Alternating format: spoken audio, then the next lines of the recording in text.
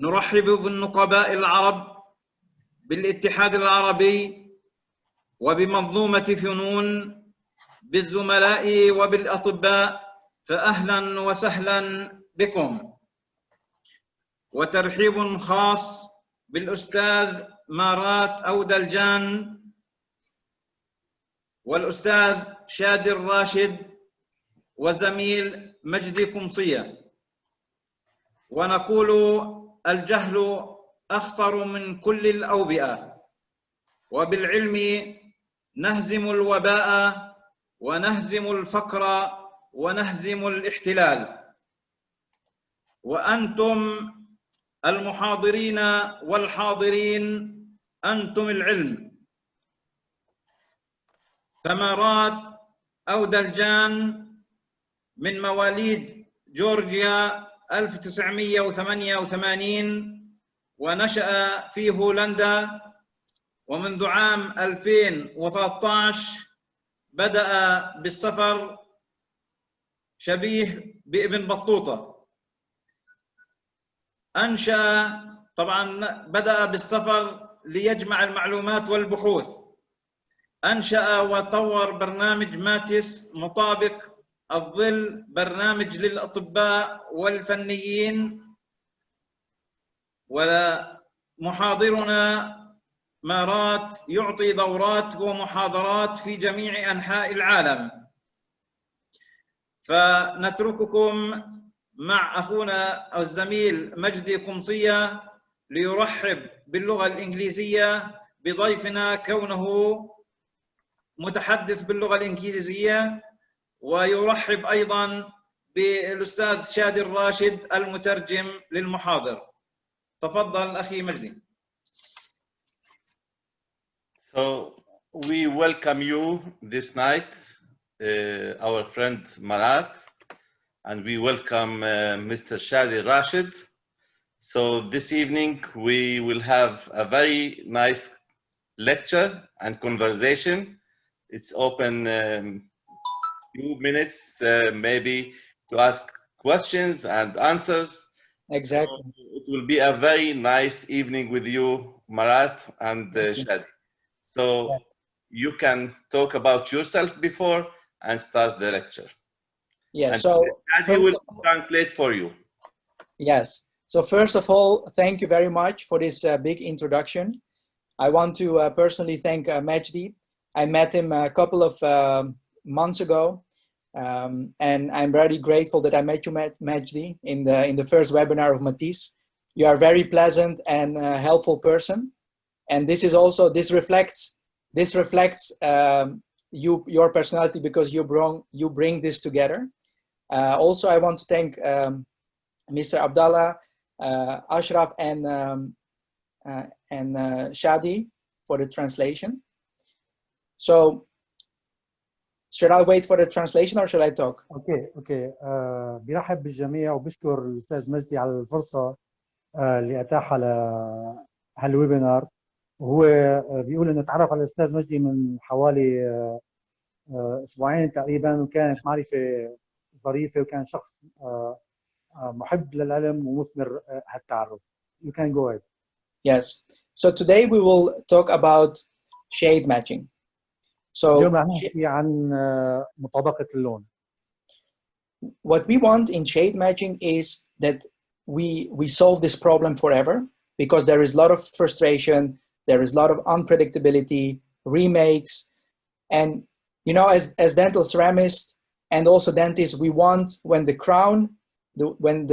we create the crown or veneer and it goes in the mouth, that it has a very beautiful shade match. And not even the shade match, but also the optical integration, that you look in the mouth and you see, wow, you know, this is it. It is a perfect match.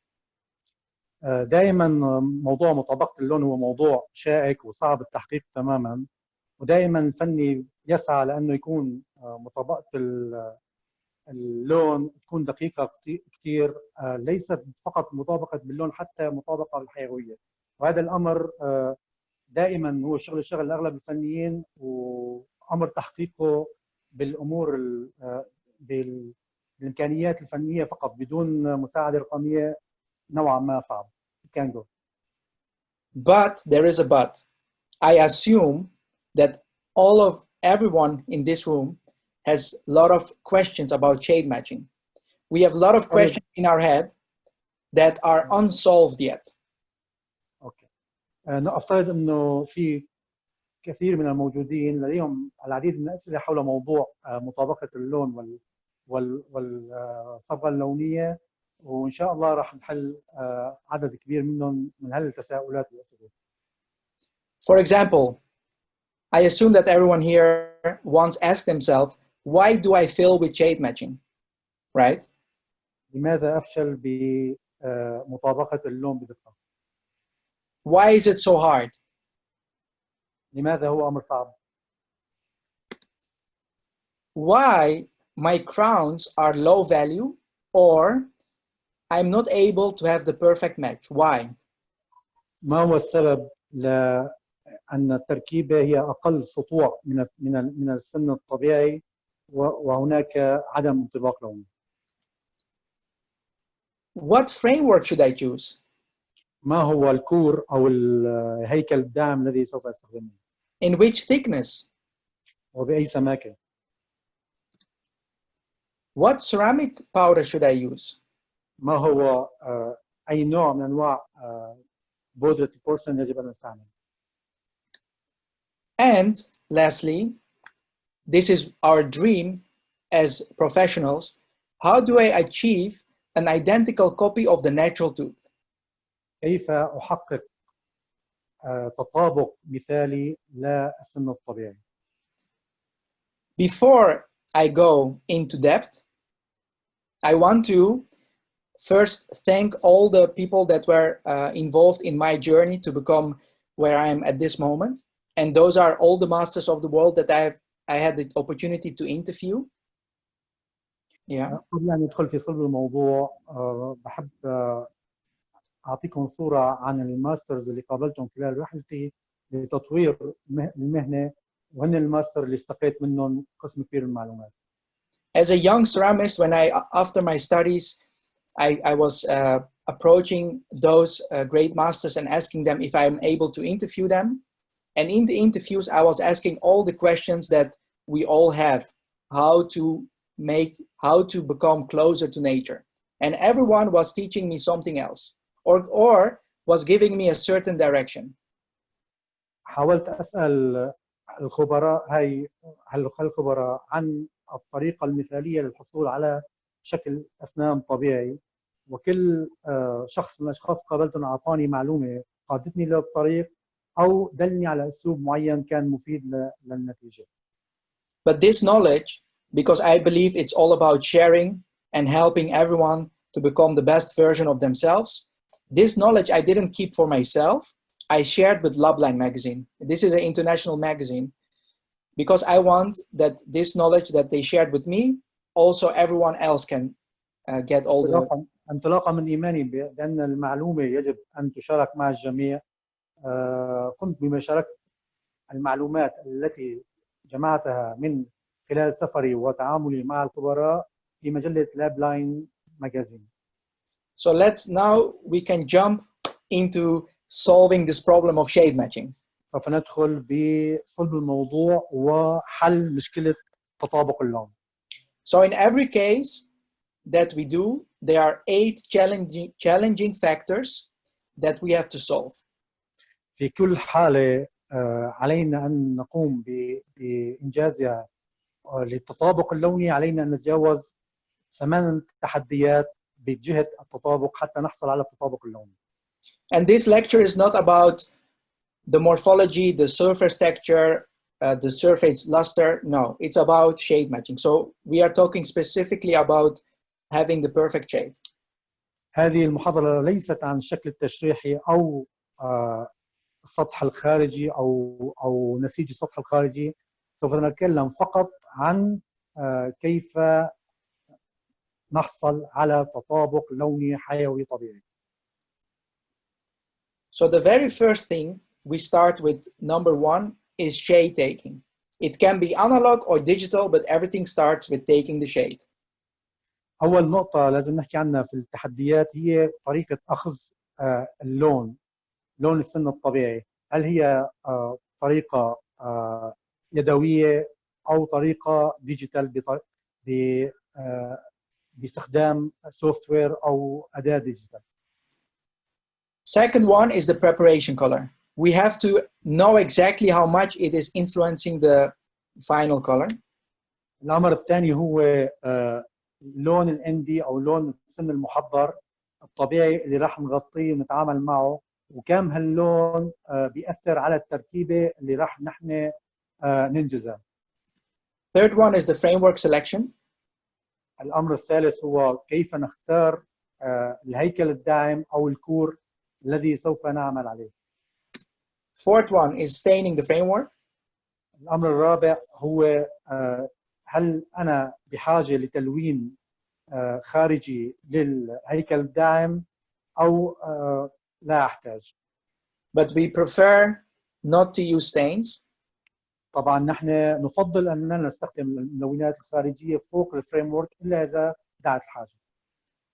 Then if you look at natural tooth, certain zones are more brighter and opacious and other zones are more translucent. إذا نظرنا للأسنان الطبيعية نرى بعض المناطق أكثر بريقاً وكتامة وبالتالي أكثر سطوعاً، ومناطق أخرى هي أكثر شفافية وبالتالي أقل value أو سطوع. So we have to be able, with our ceramic kit that we have, to choose the right powders to replicate a certain, not only the color, but also opacity or translucency. So you can see how complex it is. لذلك لازم يكون عندنا مجموعة متكاملة نستطيع ليس فقط أن نماثل لون السن، بل نماثله بدرجة الشفافية والضلالية الموجودة فيه مع السن الطبيعي. والأمر معقد وبسيط. And then we have internal effects: mamelons, opalescence, cervical translucency, horizontal white spots. بعد التغلب على الصعاب السابقة بيجي عندنا المؤثرات الخاصة لكل سن، إن كان الماميلون لون ما يزيد التكوين والماميلون أو الأوبال والألوان الخاصة اللي بتيجي معنا ضمن الدليل اللوني. And the number 8 is the opal effect or enamel that we use for the last layer. والأمر الأخير هو الماسكينج أو الآخر طبقة اللي أنا بحطها بشكل خارجي، إن كان بشفافية معينة أو بأوباليسنس معين لحتى أأمن الحيوية. So let me make it clear here. So this is a chain of factors that we have to control each factor. If you take, let's say, one of the factors out, you will have a mismatch. So if you take the preparation color out, so you don't measure it correctly or you don't take into consideration, you will fail, right? If you choose the wrong denting, you will fail. If you choose the wrong enamel, you will fail. So there you can see that it is interrelated, all these factors. So we have to control them. لنكن أكثر دقة، هذه سلسلة من الخطوات يجب اتباعها جميعا والتركيز عليها وإعطائها حقها بالعمل، وأي تقصير بمرحلة من هذه المراحل لن يوصلنا إلى مطابقة اللون الحقيقية. يعني حتى إذا كان لون السن الطبيعي المحضر غير صحيح أو اختيار الهيكل غير صحيح أو اختيار الشفاف غير صحيح، كل هالأمور هي إذا كان تم إغفال أو عدم دقة أحد هذه الأمور يؤدي إلى فشل بالحصول على مطابقة لونية. Yeah, so this is the reason why the old approach, right, is that sometimes we are lucky and we have this beautiful match, but we are never able to control the outcome of it. لذلك الإجراءات أو الأسلوب القديم في مطابقة اللون بعض الأحيان لا يحالف له الحظ بنتيجة قوية وبنتيجة مرضية لنا تحديدا. So let's talk about the shade taking, number 1. Yeah. So we know how difficult. We know how difficult it is. So there are three ways that we can take the shade. First one is with Vita 3D Master. Second one is the Y-Bell and Vita 3D Master. And the third one is using only a gray card. So these are the three ways that are now used in dentistry for shade taking. So let's start with Vita 3D Master. Vita 3D Master. سوف نتكلم عن 3 طرق لأخذ اللون. الطريقة الأولى هي باستعمال فيتا 3D ماستر دليل الألوان، أو الطريقة الثانية هي باستعمال الواي بول كارد هو لون لمطابقة أو لمعايرة لونية، أو استعمال اللوح ضوء المعايرة، لوح المعايرة الأبيض أيضا كمان هذا يستخدم لمعايرة اللون. Go ahead. With Vita 3D Master, we can have an acceptable match because Vita 3D Master, the way that it's built is we have different values and different chromas. So we are able to come very close to the natural dentin colors. باستعمالنا دليل فيتا 3D ماستر هو أكثر أدلاء الأقرب للطبيعة، لأنه في أخذ بعين الاعتبار قيمة السطوع أو الفاليو، وأخذ قيمة الكروما والقيم الثانية، فيه قيمة الفاليو مدروسة أكثر من الأدلاء الثانيين. So if you look at this graphic, the colored dots are the range of natural tooth colors, and the crosses is the Vita 3D Master colors. So the crosses that are very close to the colored dots, it means that with the Vita 3D Master Shade Guide, you will be able to find a very close match. But the crosses that are far of the colored dot, it means that it's not possible to find the match. So what do I want to say with this? You're able to have an acceptable match with Vita 3D Master, but in some situation you have to adjust the color a little bit to come closer to the final color. إذا نظرنا للمخطط البياني الحالي، النقاط المعلمة بحرف X هي المجال اللوني لدليل فيتا 3D ماستر. أما النقاط الملونة فهي المجال اللوني للأسنان الطبيعية. نلاحظ إنه بعض تتداخل ببعض المناطق، وبعض المناطق بيكون بعيدة، يعني فيها ألوان طبيعية غير ما فيها قريب منها دليل الفيتا، وفي ألوان بدليل فيتا بعيدة عن الألوان الطبيعية. فنضطر إذا استعملنا دليل فيتا بالنهاية إنه نقارب اللون بطريقة ثانية، ممكن بالستين النهائي بعد إنهاء العمل أو بالتداخل على الشيد الأساسي.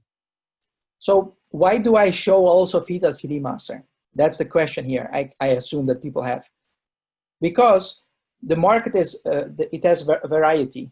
Not everyone works digital, right? There are still people that work analog way.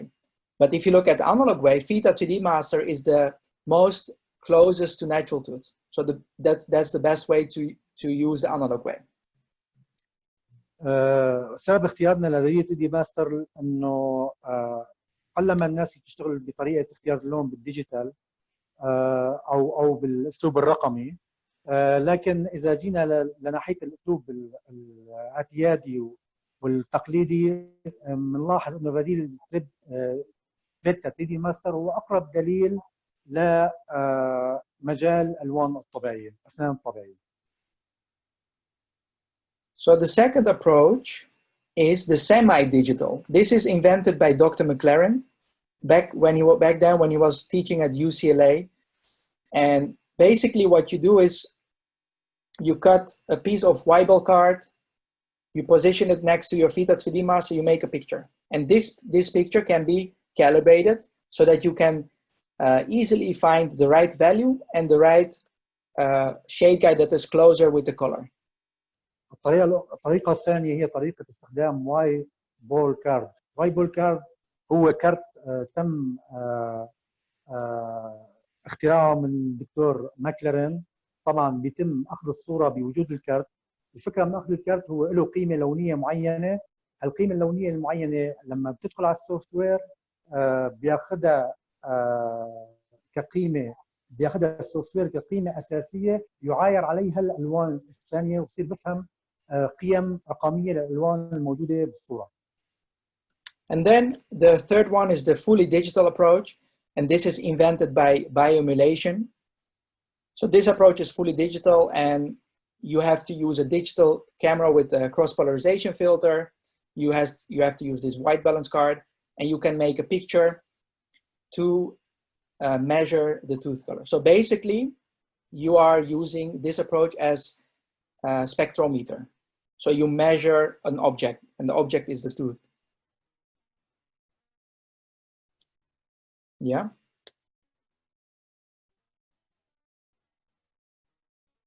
Shadi?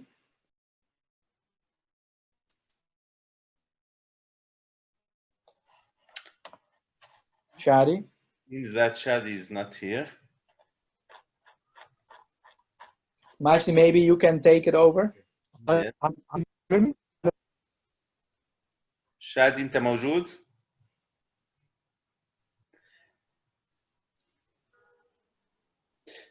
إذا الطريقة الرقمية بشكل كامل هي استخدام الإيميوليشن كارد، هو اللي كمان أخذ العيار بطريقة رقمية مثل الفكرة اللي كانت قبلها، ولكن بطريقة رقمية كاملة full digital.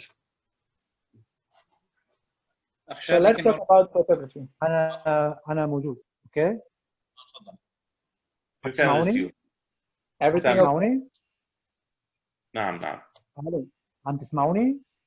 نعم. شادي ترجم، واخ مجدي اذا يعني صار خلل بكون يعني موجود احتياطا. تفضلوا. اي خلاص المهم انا صوتي مسموع؟ نعم. تمام، معلش صار ديسكونكشن لتوقفنا. هلا اخر طريقه السلايد اللي تكون الصوره واضحه عندنا. يطلع لفوق شوي وينزل كمان. تفضل. ثواني اتاكد بس من الصوره. تمام هيك اوكي. راح احكي على اخر فكره، ما بعرف اذا شرحها الاستاذ مجدي.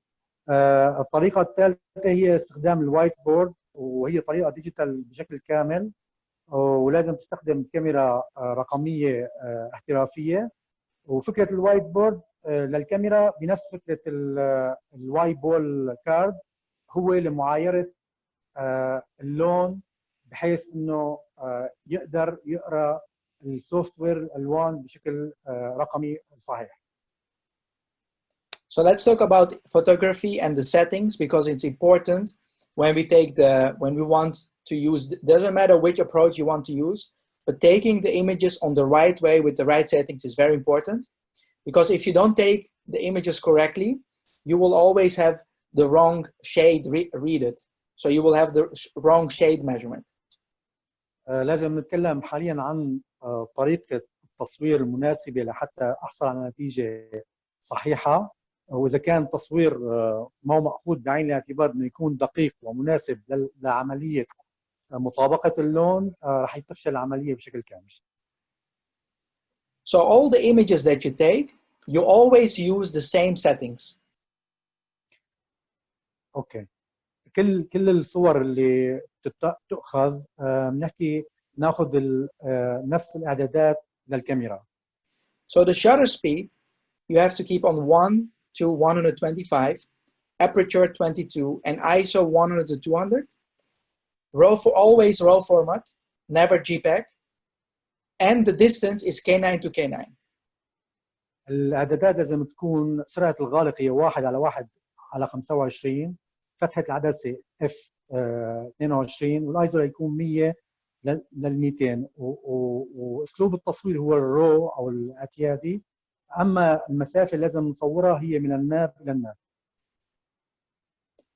So there are two very important images that you need. One is with the cross polarization filter. When you take the cross polarization photo, you have to use always manual flash settings. So you go to your commander and you switch to manual 1/1.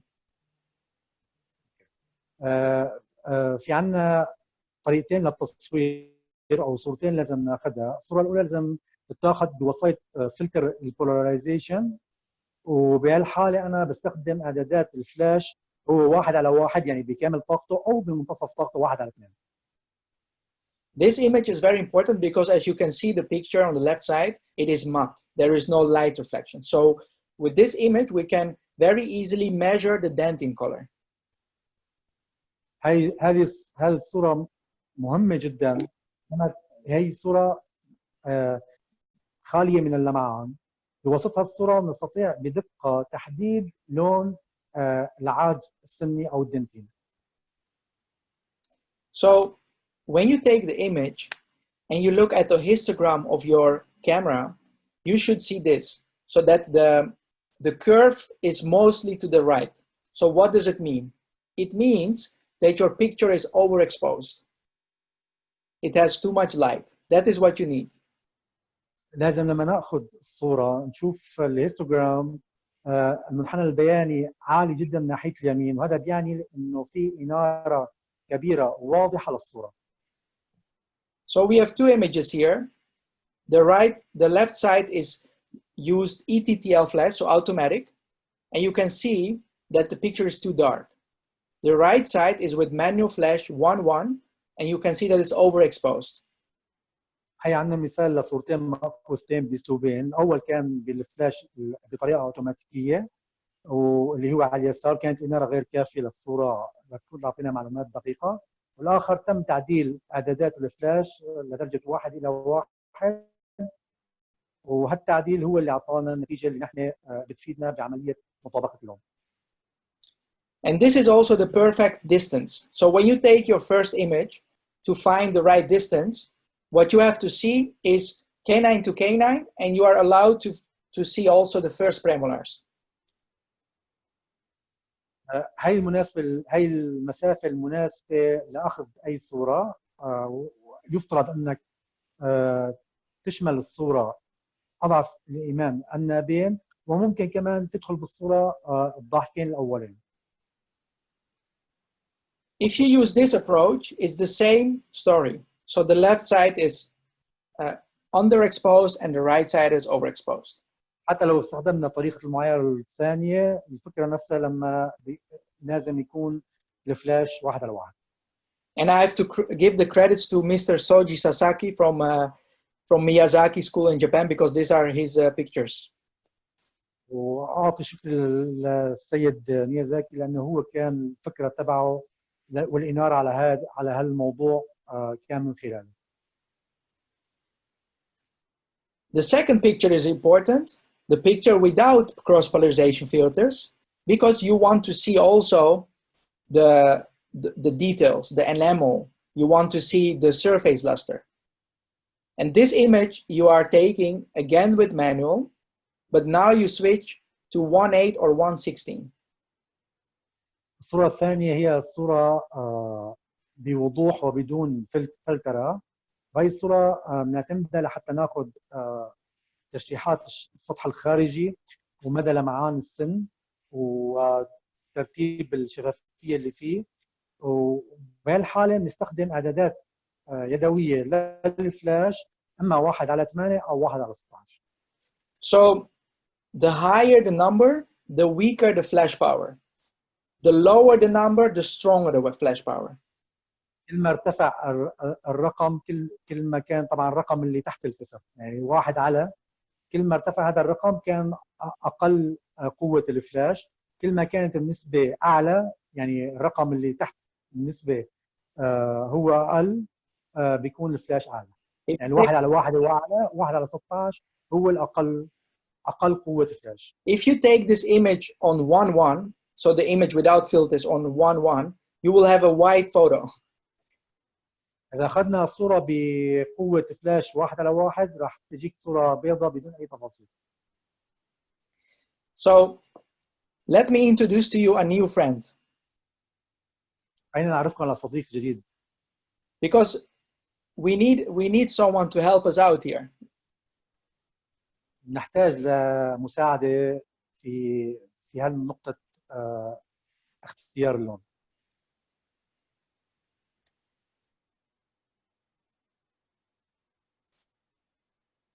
This is your new friend, and this is what we need to help us, to guide us, to assist us. So Matisse is a software created by engineers and me, and it is an acronym. It means matching any tooth in shade so easily. هذا هو صديقكم الجديد برنامج ماتيس. برنامج ماتيس تم تطويره مع مهندسين وسيد مراد، والكلمة ماتيس هي عبارة عن الحروف الأولى من الكلمات الإنجليزية matching any shade so easily. So easily يعني مطابقة أي لون بسهولة تامة. So this is the user interface. This is what you will see when you will enter it, and I will guide you. هي واجهة المستخدم للبرنامج. أول ما تدخل البرنامج هي واجهة المستخدم. So you upload an image, you calibrate it according to the luminosity of the card.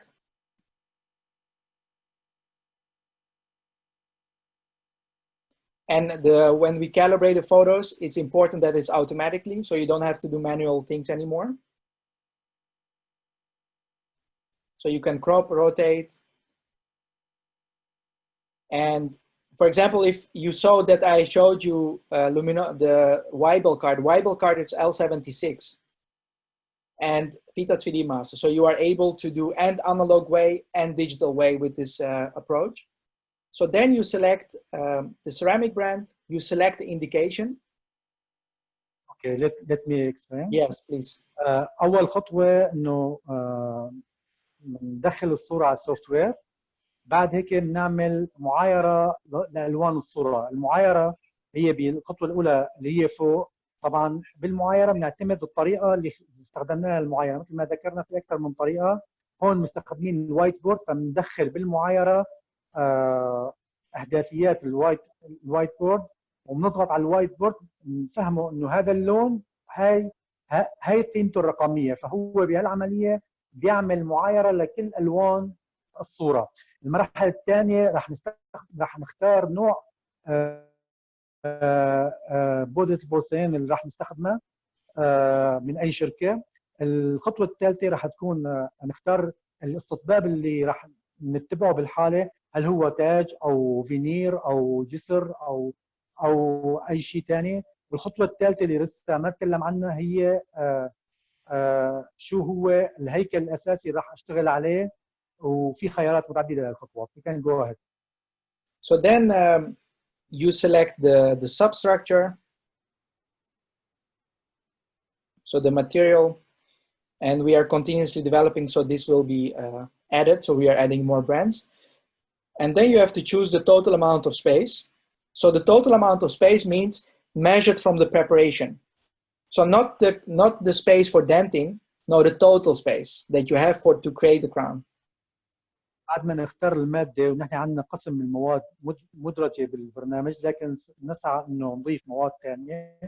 الخطوة اللي بعدها بنختار السماكة الكلية للتركيبة. So ليس سماكة الفريم أو سماكة البورد، نختار السماكة الكلية. So then we have to measure the preparation color. So we click on the pipette and we go to,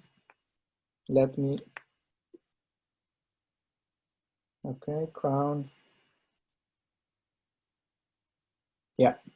So we click on the pipette preparation and we go to the preparation color. Let's say this is the prep, and I click on it and automatically the color is measured.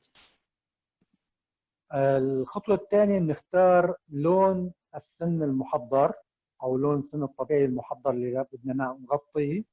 بالعملية بختار خيار preparation color أو لون السن المحضر، وبضغط بالصورة على منطقة السن المحضر ومشان أختار اللون. Excuse me, Mr. Marat.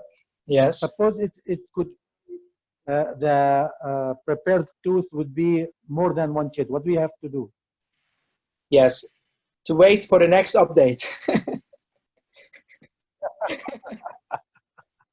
اوكي، سالته بس اذا كان عندنا اكثر من السن المحضر فيه اكثر من لون شو ممكن نعمل؟ لسه مو هالخيار ما متاح. اوكي، can go. So yeah, you can also choose the preparation in ND colors or Vita 3D Master colors. بالامكان اما تختاروا بانه البرنامج يحدد اللون، لون السن الطبيعي من خلال بشكل رقمي بالضغط على السن المحضر، او ممكن انت تختاره من دليل الوان الاندي شيد تبع ايفوكلار او تبع شركه فيتا اذا كان ماخوذ على ارض الواقع يعني. So then we continue and we measure the dentin color middle, dentin color incisal, and if you want we can also measure the internal characterization, and we select the skin enamel. So it's very simple. You click on the pipette, you go to the middle zone, you click, finished. Dentin, incisal, finished. You choose skin enamel and generate result. So this is the recipe that you have, for example, for this case. Would you please go back for the last slide, please?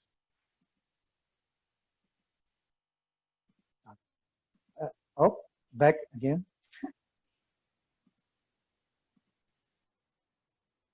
One okay, second. up, just up. Yeah. Here. المرحلة اللي بعدها نختار لون الدنتين في المنطقة المتوسطة بالضغط عليها، بعدين لون الدنتين منطقة الانتقال او يعني بين المتوسطة والقاطعة او والمرحلة الثالثة نختار لون الشفاف الخارجي كمان بالضغط على نفس المنطقة. كل لون كل مرحلة نضغط عليها بشكل مفرد عندما نحط الاختيار عليها لحتى تتم قراءة لون هذه المنطقة رقميا. واخر مرحلة بنختار بالمؤثرات الداخلية الانترنال كالكوليشن كمان بالضغط عليها بكل منطقة بمنطقتها. اوكي جو. So we measure again. Generate results. Yeah. So here's the result. This is a mix of ceramic powders to replicate the color that is measured. Yeah. Dentin middle area is this mix. Dentin incisal area is this mix. We have the skin enamel advice and also the substructure in the exact color and thickness. بعد ما ناخذ الالوان من السن الطبيعي بالاثلاث المختلفه للسن، بيحدد لنا البرنامج تلقائيا شو هي المواد اللي لازم اضغطها تبعا للبرانش اللي انا طلبته. يعني هو هون اختار جي سي فاعطاه مثلا دنتين، منطقه الدنتين شو المواد اللي لازم يخلطها والنسب اللي لازم يخلطها، منطقه الانسايزل دنتين او الدنتين شفاف او المنطقه الانتقاليه شو المواد لازم تستخدمها، ومنطقه الشفاف الخارجي شو المواد لازم تستخدمها. اضافه الى ذلك بيعطيك شو هو الهيكل اللي لازم تستخدمه وكم سماكه الهيكل اللي لازم تستخدمه. And you are not attached to one brand. You can, during your session, you can play around. You can start making other combinations. For example, katana or Celta ceram with Celta press, and you will get a different mixture and different substructure. You can do the same with Creations at ICT, with katana zirconia. وانت مالك ملزم باستعمال نوع معين من البورسلين. البرنامج بيغطي شريحه واسعه من انواع ومن الشركات، ان كان في نوع الهيكل او الكور اللي راح تستخدمه او الشركه اللي راح تستخدمها من هذا النوع، وحتى مجموعه البورسلين اللي راح تستخدمها وشو اللي ممكن تفيده بشكل افضل. And you know what's the interesting thing? If you show the recipes to a master ceramist, they have an intuition to see if this makes sense or not. And sometimes they even say, yeah, I would do the same. النقطة الممتعة في الموضوع انك لو اعطيت اي فني بورسلين قوي وعنده خبرة الكافية اعطيته هالمزيج راح يشوفوا انه هو فعلا مزيج مقنع، وحتى ممكن يقول انا ممكن كنت افكر بهالطريقة هاي لحتى انتج التطابق الطبيعي مع السن. Okay. So the reason why I showed you in the beginning 3 approaches is because we support 3 approaches. We support the analog way, we support the semi-digital way, and we support also the fully digital approach. السبب انه نحن ذكرنا 3 انواع او اساليب للمعايره وادخال المعلومات للبرنامج، هو ان نحن نعتمد 3 اساليب: الاسلوب اليدوي البحت، او اسلوب اليدوي الشبه رقمي، والاسلوب الرقمي البحت. But there is a paradigm shift, and we have to keep an open mind to give ourselves the opportunity to learn something new. So what is the paradigm shift? هو في نقله نموذجيه ونوعيه في الرحله لمطابقه اللون، وهذا الامر لازم نحطه بعين الاعتبار ونحققه. So the paradigm shift is that we have to let go the old way using Theta Classic. If we want to work precision means measurement. So we have to be able to measure, and we measure colors using the LAB color space.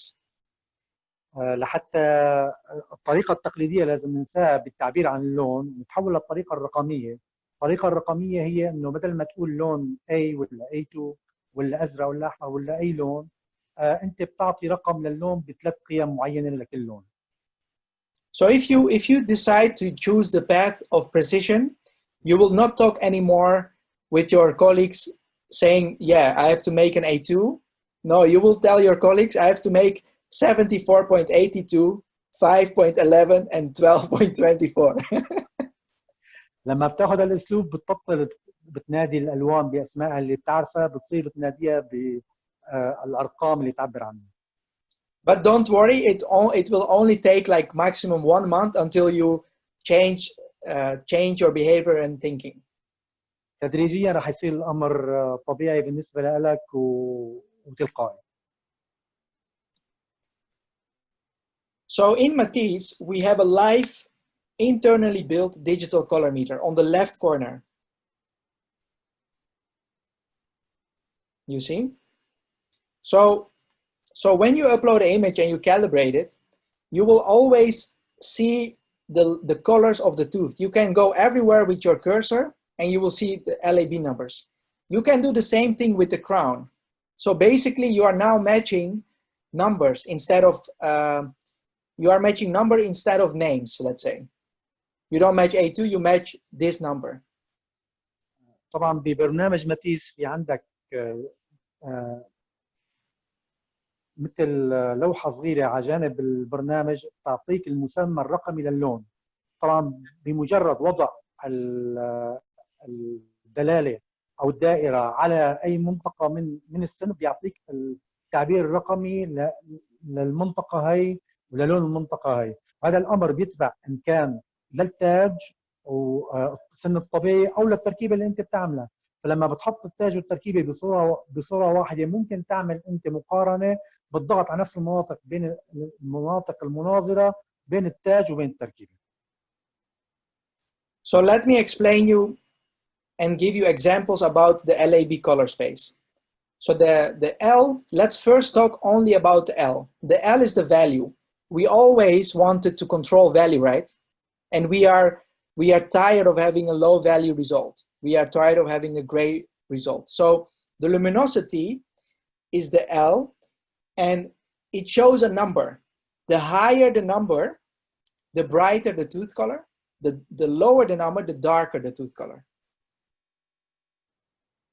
القيمة الأولى هو حرف ال. الحرف ال اللي بيعبر عن اللومينيستي أو الفاليو هو مدى سطوع السن. ومدى سطوع السن هو رقم. كل ما علي وصل لل 100% كان السن أبيض وأقرب إلى السطوع، وكل ما كان وصل إلى 0% يكون أقل إضاءة وبالتالي أكثر سوادا.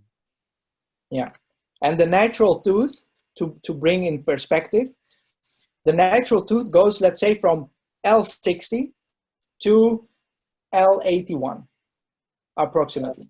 طبعا مطابقة الفاليو أو السطوع هي أهم نقطة، وسطوع الأسنان الطبيعية يتراوح قيمتها بين 60% ل 80%. ال بتراوح قيمتها من 60 ل 80. And the cool thing is that now you can measure and see also your dentin colors that you already have. So if we measure these 3 colors and we focus only in the L, we can see that bleach dentin has 82% brightness, dentin A1 75%, and dentin A4 65%. الامر الممتع الموضوع انك فيك تقيس صرت بامكانك تقيس قيمه الفاليو او قيمه السطوع لاي ماده عندك، ما بضروري السن كامل، ممكن بس هون عم نقيس فقط الدنتين وبيعطيك قيمه البليتش. عم بيكون الفاليو تبعه 82 او ال 82 بليتش دنتين، والدنتين A1 75 والدنتين A4 65 قيمه السطوع او الفاليو اللي موجوده فيه. Yeah, but if we are not trying to match only value, we are trying to match also the color. So these 3 powders, they have a color.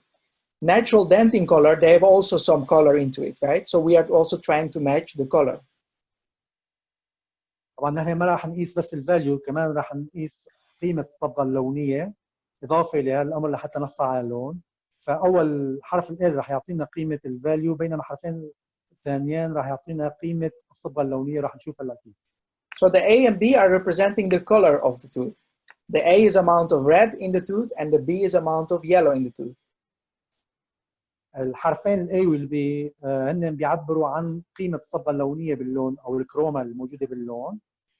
طبعا ال A بيعبر عن قيمه اللون الاحمر، وال B بيعبر عن قيمه اللون الاصفر. زياده الرقمين كل ما زادوا يعني كروما اكبر لنفس اللون. So now, if we do the same thing, but now with A and B, we can see the total color in numbers. إذا عدنا فحص نفس العينات السابقة للدنتين، صرنا نقدر نشوف القيم الثلاثة اللي هي ال L وال A وال B اللي بتعبر عن الفاليو أو السطوع ونسبة الضوء اللون الأحمر ونسبة اللون الأصفر، وبالتالي نسبة الصبغة اللونية إجمالاً. And you can see already that our dentin powders, they have brightness, so they have a high L, but they have also chroma. It means that our powders, dentin powders that we already have, they have already color.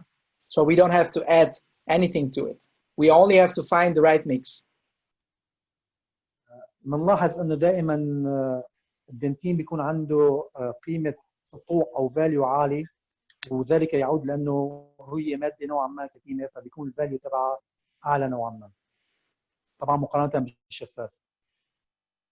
So now let's talk about one of the most innovative things that we are doing with being able to predict the framework.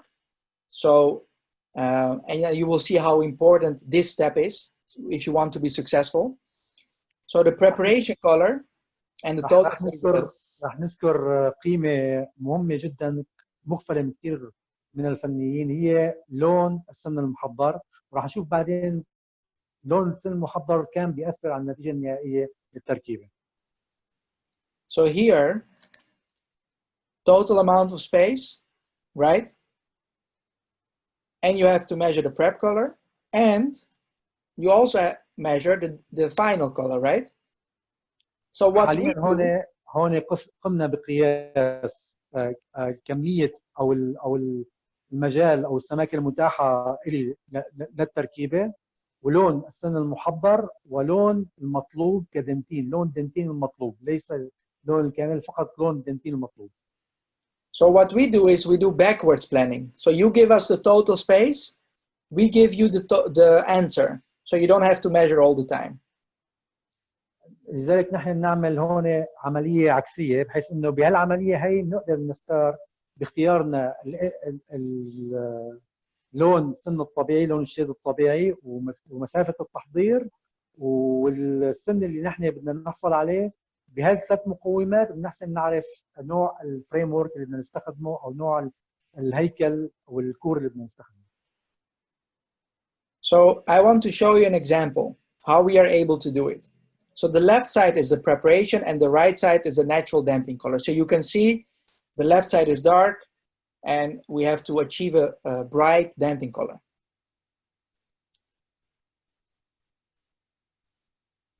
Yeah. عندنا هون في عم نقيس القيمة اللونية الرقمية للسن المحضر وللسن للون اللي بدنا نحصل عليه، ونتمنى انه تلاحظوا القيم الرقميه لل وال A.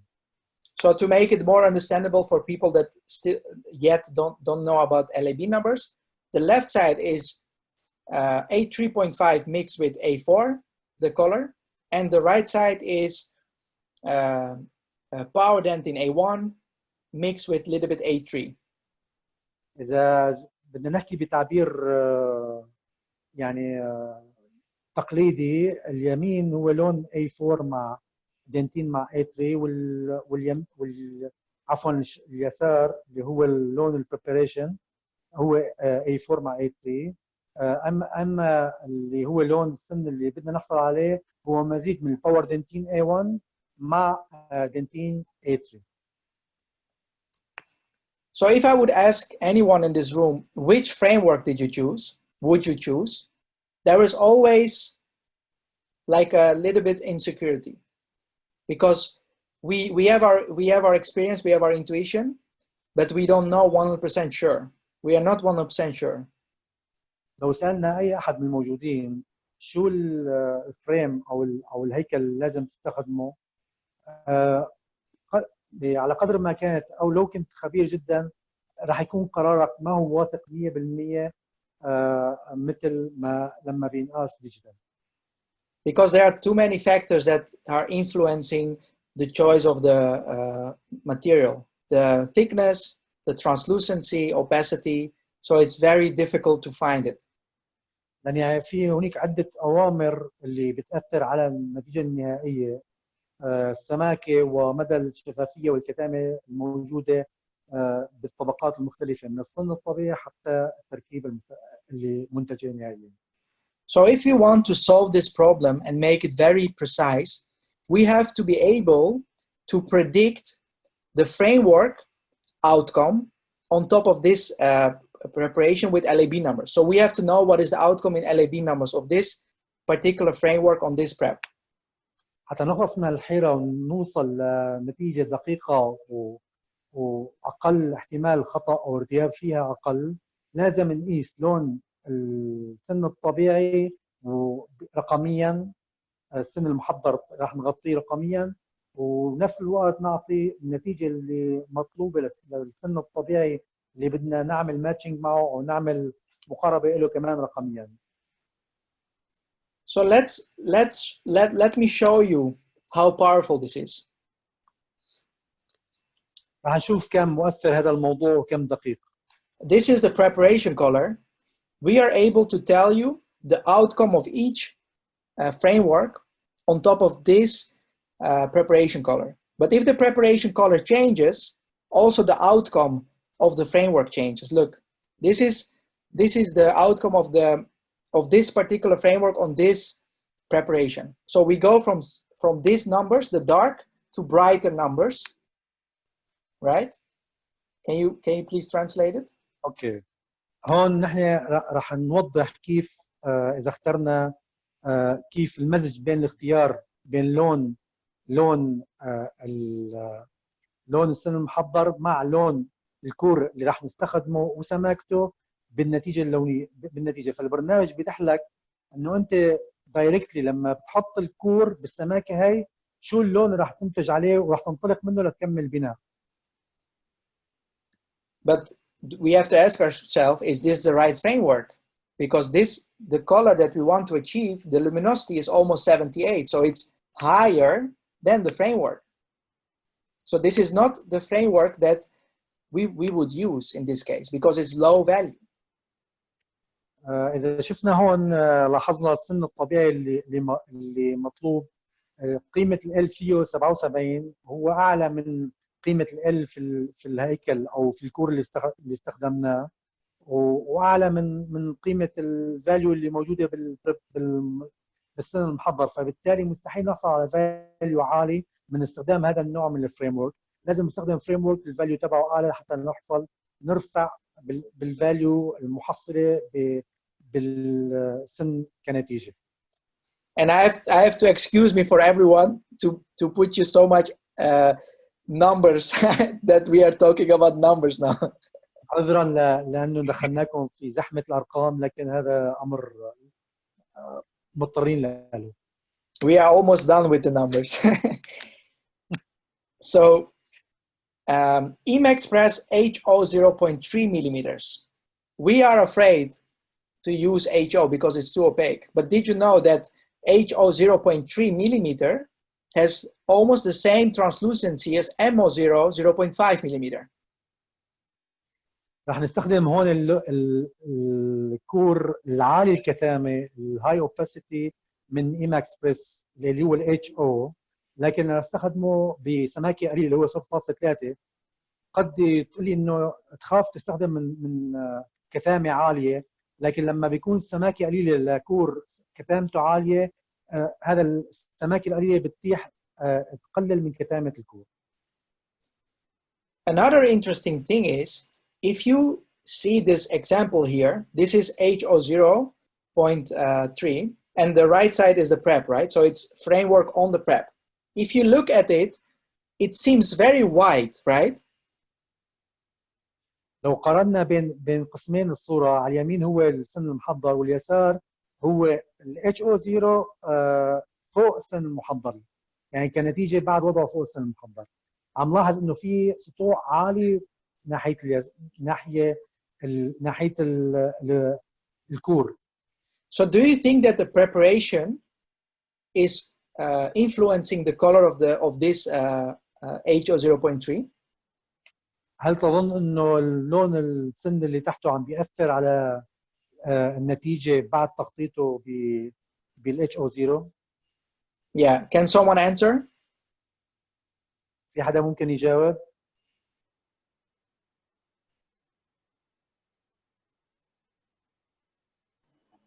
اذا بدك الاجابه على الشات يعني على المحادثه، اما طلعت ما حدا جاوب.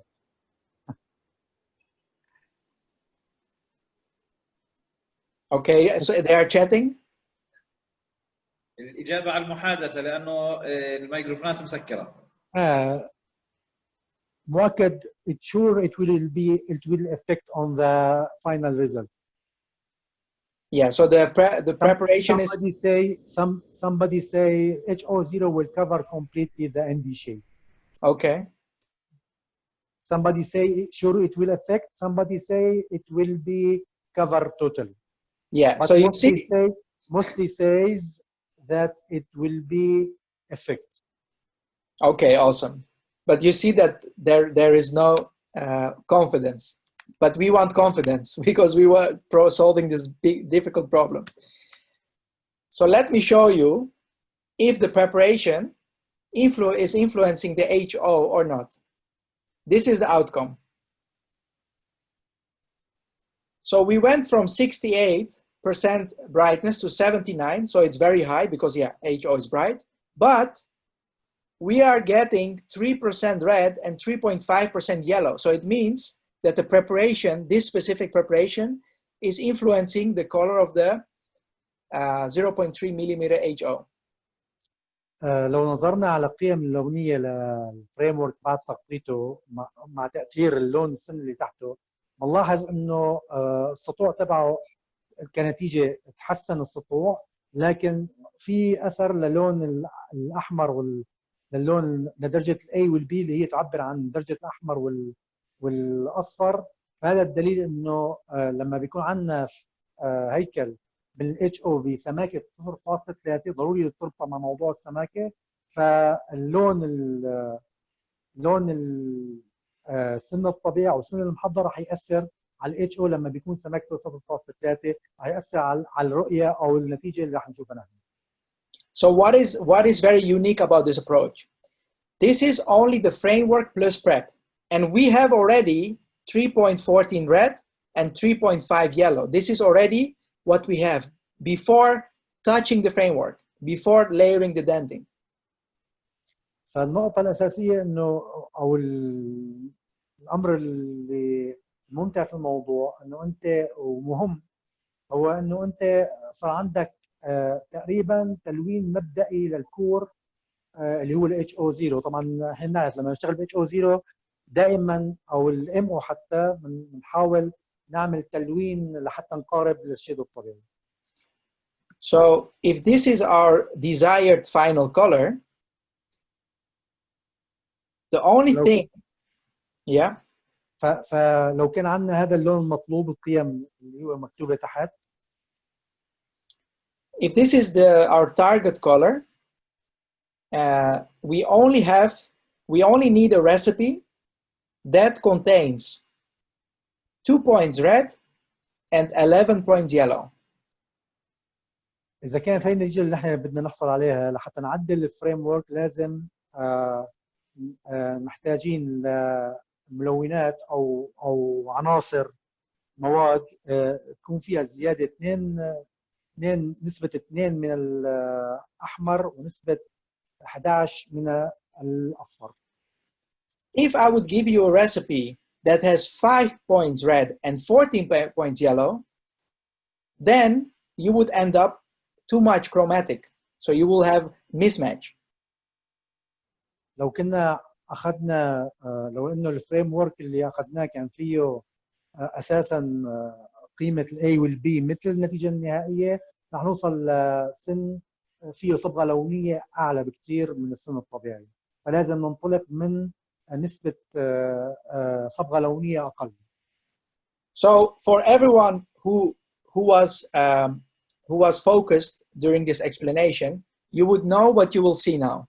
You will understand what you will see now. لو أمعنتوا النظر بالشرح حالياً وبالصور وبالنتائج رح تستوعبوا شو اللي صار. What you see on the left side is our final color. على اليسار هو اللون النهائي.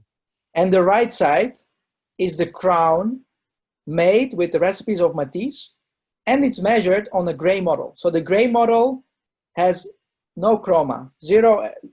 The red is, the A is 0 and the B is 0 of the model because it's neutral gray. Excuse me, Mr. Marat, the left side, what this? It's a core or final result? The framework, right? No, the left side is the preparation. أيوة, yeah. And the right side, and the right side is the final result. Okay, okay. So you say not like this. Okay.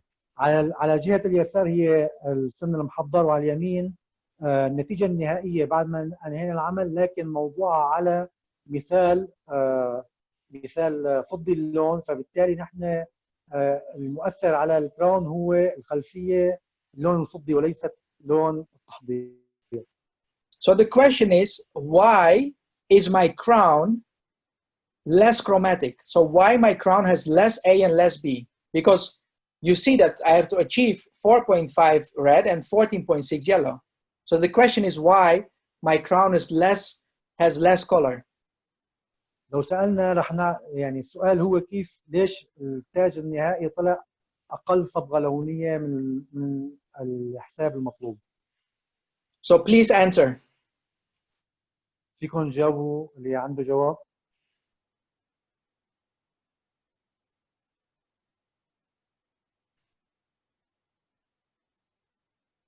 And this is a crown on the model. This is not in the mouth. This is on the gypsum model.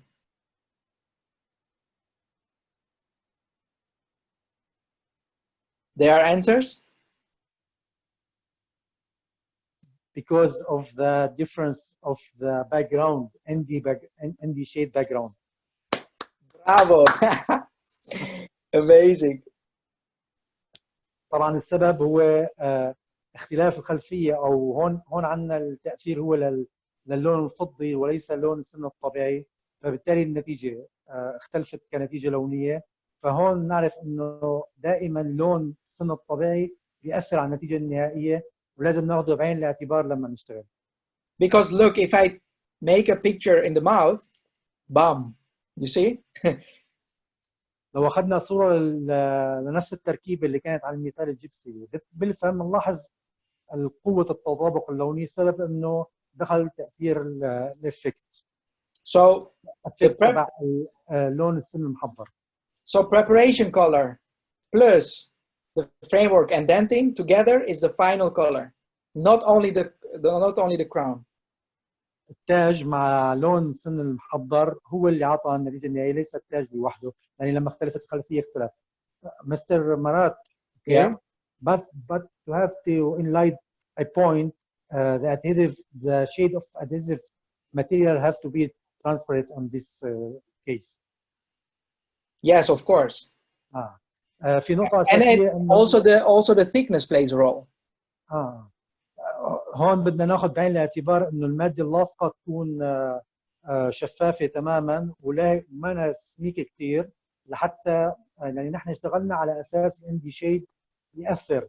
فلو الطبيب حط لزق السن بلون مختلف هذا كان يختلف عنا لون الاندي أو لون السن الطبيعي. Okay. So this was the result. So the implant crown doesn't have prep color. What do we have to do there? لون السن إذا كان معمول على حالة زراعة دعامة زراعة هون ما عندنا لون سن محضر. شو الإجراء اللي بنتبعه؟ Implant crown is very simple. The only thing you have to do two things. First thing is make sure that you have 0.8 to 1 millimeter space for denting, because you have the space, you can do it. And second one, stain the framework until you are halfway of the final color. So half, you don't need to stain all the way. بحالة السن اللي مغطي دعامة وحالة الزراعة لازم ناخذ باعتبار أمرين. الأمر الأول لازم يكون عندي سماكة من 0.8 إلى 1 ملي للدنتين والبناء. والأمر الثاني لازم يكون لون الفريم ورك اللي راح استخدمه أو لون الهيكل راح استخدمه هو تقريبا بمنتصف الصبغة اللونية للون المطلوب. يعني إذا أنا لوني المطلوب A4 ممكن آخذ أوصل بالكور للون ال A2 مثلا ويكون عندي بناء من 0.8 ل 1 ملي. Yeah. So what you basically do is you see on the middle, in the middle picture, the framework is white.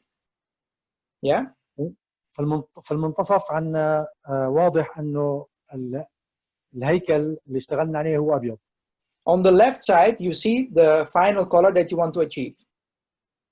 على اليسار موجود عندنا اللون الطبيعي اللي بدنا نطابقه بالنهايه ونحققه. So halfway means that the A should be around 2 and the B should be around 4, let's say.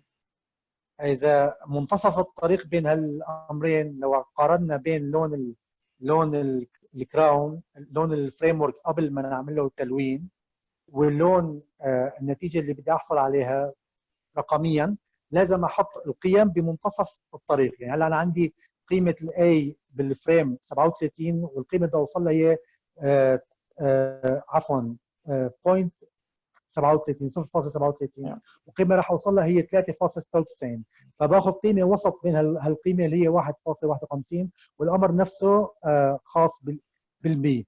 Yeah, and the luminosity should be always 2% higher than the target color.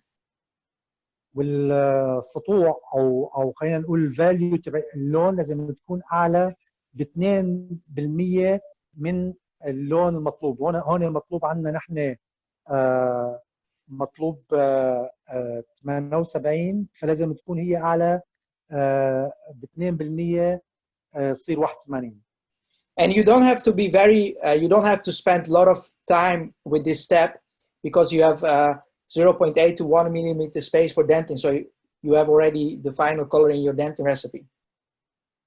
وما بدك صعوبة لحتى توصل للنتيجة النهائية المطلوبة طالما انه انت اساسا عندك سماكة كافية لانك تستخدم تأثير الدنتين والشفاف. So then when you apply the recipe, you are almost there. This is only the first bake with the dentings. لما بتحط الالوان المطلوبة من الخبزة الأولى بتلاحظ انه تقريبا وصلت لمطابقة لونية معقولة. So then let's talk about the mixtures, the recipes that give us the ability to mimic the natural denting. راح نحكي عن المزيج اللي راح نستخدمه بالدنتين الأكثر كتامة أو العاج الأكثر كتامة. So to be able to mimic this this zone of the natural tooth, it's impossible, almost impossible, because it's very bright and opacious. لحتى نطابق الطبيعة بهذه المنطقة هذا أمر صعب جدا، لأنه فيها نسبة كتامة عالية وبريق واضح أو سطوع اللي هي الفاليو. But also this is very difficult. More translucent.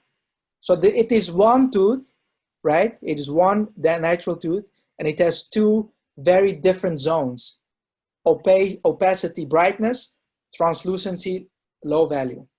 هون عندنا معضلة مشتركة، عندنا قسم من السن فيه درجة كتامة وسطوع عالي، وقسم من السن فيه مجاور له فيه نسبة شفافية أعلى وسطوع أقل، فهذا أمر صعب التحقيق، حنشوف كيف ممكن نحقق. And you can see that the color is very deep. It means that your recipe should be exactly this color. You cannot achieve the same appearance with staining. وملاحظين انه التاثير اللوني للسن هو عميق جدا، وفيه تخلخل باللون وبالاضاءه بالسن، فما فيك توصل لهالنتيجه بالملونات الخارجيه.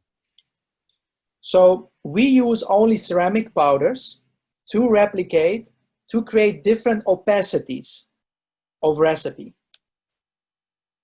فلذلك نحن بنستخدم فقط بودرة البورسلان لحتى نوصل بالمزج لدرجات مختلفة من سطوع اللون.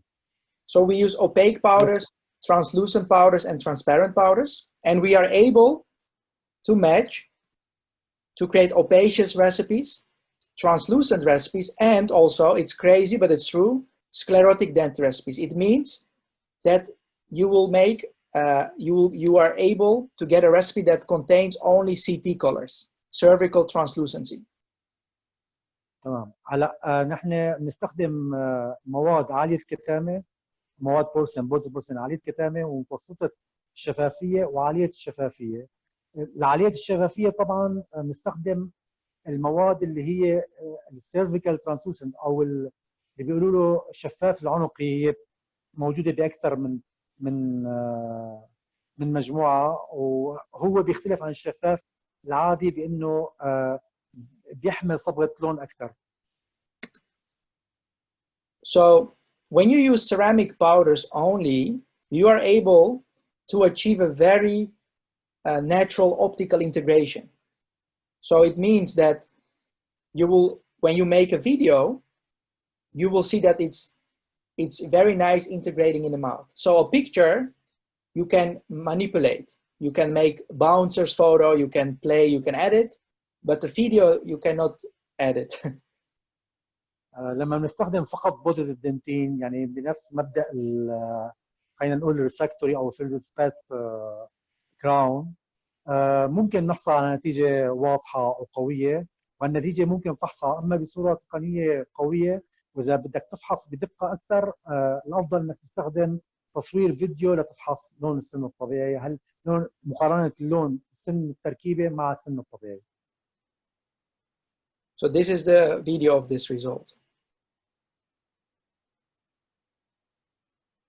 So you can see that it's playing with the light, it's changing the color and stuff. You see?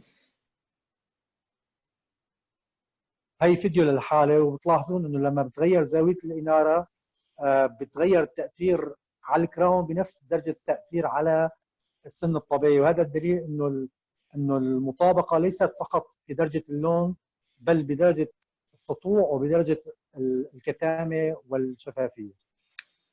So the recipes that you will get are mixtures of different powders. This is, for example, G silici, and the middle zone has 3 powders: D3, FD93, and CT23. طبعا المكونات اللي راح نستعملها هي مزيج من اكثر من نوع باودر لحتى نحقق هالعناصر المختلفه، لان كل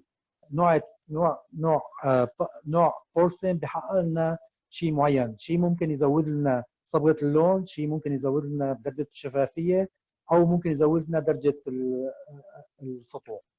So to mix these recipes, it's very simple. You just take a simple Fino portioner, or you can use Smiline, and you use only one size. لحتى تحقق هالنسب بالمزج وبدقة لازم تستخدم الأداة اللي بالصورة. هي أداة بتاخذ مقدار معين من البودرة وبتمكنك من تمزجه. في من أكثر من شركة، من شركة فينا أو سمايلان، وفي شركات كثيرة ثانية. You take the amount written in the blue numbers, put it in an empty ceramic bottle, mix it, and that's your recipe. ناخذ كميات وفق الأرقام المعطية. الرقم بيعدل كم مكيال، فناخذ المكيالات بالأرقام من كل مادة وبنمزجها حتى نحصل على النتيجة الصحيحة. And this is the recipe that you see in front of you. And you can see that it's very close to the natural dentin color. هون نحن عم نجرب المزيج اللي أعطانا إياه البرنامج بمنطقة الدنتين، وعملنا مقارنة في بالفم لحتى نشوف. نلاحظ كيف إنه هالطبقة اللي بنيها هي طبقة الدنتين، كيف مدى المطابقة اللونية اللي فيها. This was the result. وهي النتيجة النهائية. This is a negative image. هاي صورة عكسية حتى توضح يعني. And I want to show you also results from other people and the variety of solutions that you can get, because it's not every recipe is the same. Because if you have a very dark tooth, very old tooth, Matisse will give you a 2-layer recipe. One is very opaque and chromatic, and the second one is very translucent. راح نعرض حالات لأشخاص مختلفين حول العالم، خبراء مجربين نفس الأداة باختلاف المواد المستخدمة وباختلاف حتى اللون السن المحضر. ولما بيكون عندنا سن محضر غامق كثير او فيه نسبة صبغة لونية عالية، البرنامج بيستخدم كور نوعين من المواد، نوع عالي الكتامة والبريق، ونوع فيه نسبة صبغة لونية عالية. وبالمزج بين القيم بين هالطبقتين نوصل لنتيجة مناسبة وطبيعية.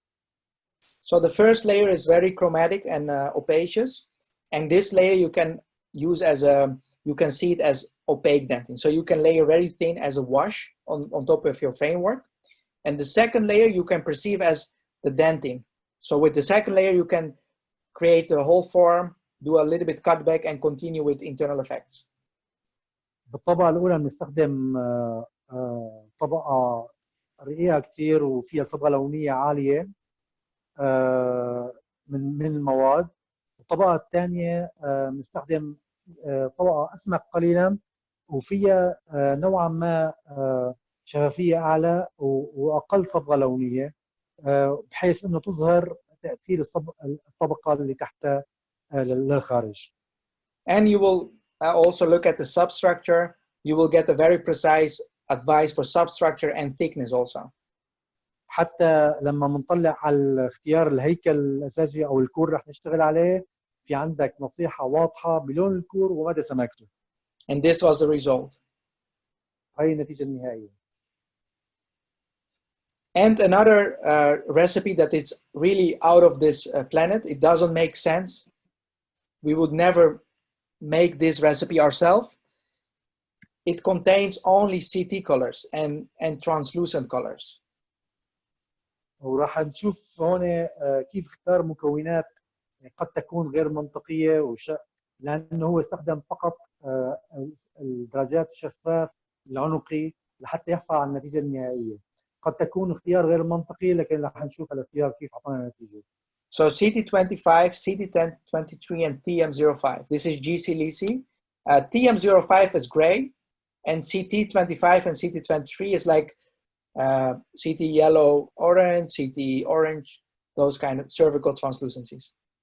هلا هنا استخدمنا السيرفيكال ترانسلوسنت او الشفاف العنقي ال 25 وال 23 هن الوان فيها نسبه صفار وحمار اكثر، بينما الترانسفير موديفاير او الشفاف المؤثر الشفاف اللي هو TM05 هو فيه لون على فضي نوعا ما، فالمزيج منه هو بيعطينا النتيجه.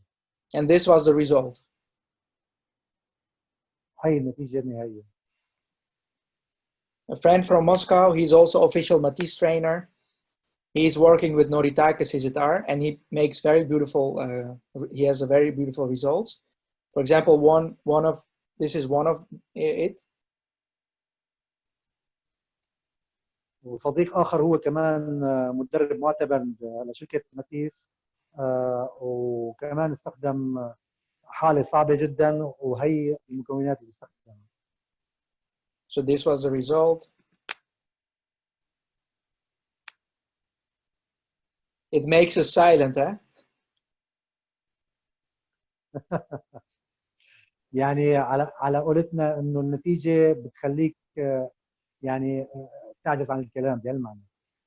And we don't have to use Matisse only for single crowns, you know. You can use it for full rehabilitations, bleach smiles. You can use it for everything.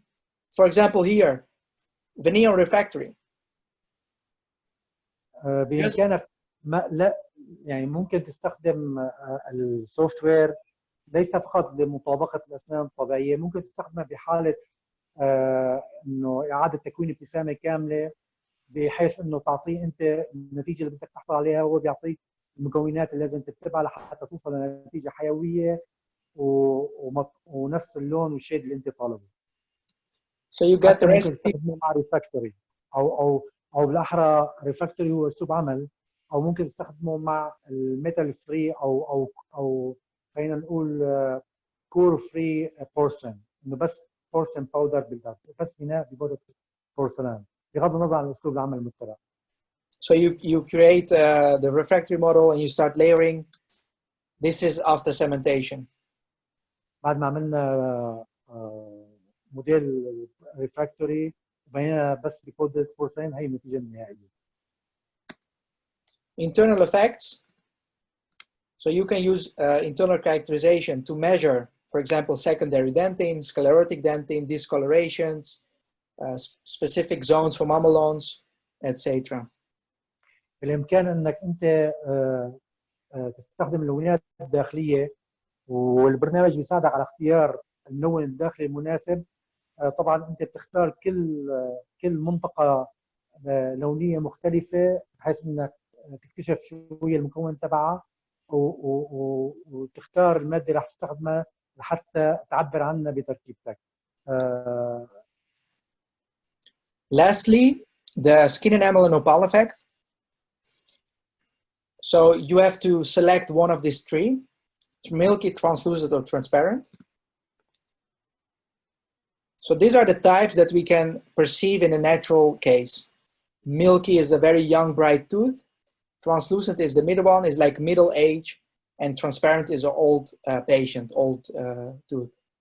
الخطوة الأخيرة نختار نوع الشفاف اللي راح أو درجة شفافية السن، فهي تتراوح من درجة الضبابية أو الحليبي اللي بتكون عادة بفاليو عالي بالأسنان الفتية، واللي بتكون متوسطة الشفافية اللي هي بتكون الأسنان متوسطة العمر، أو اللي بيكون فيها شفافية عالية وفاليو أقل بالأسنان الأشخاص المتقدمين بالعمر.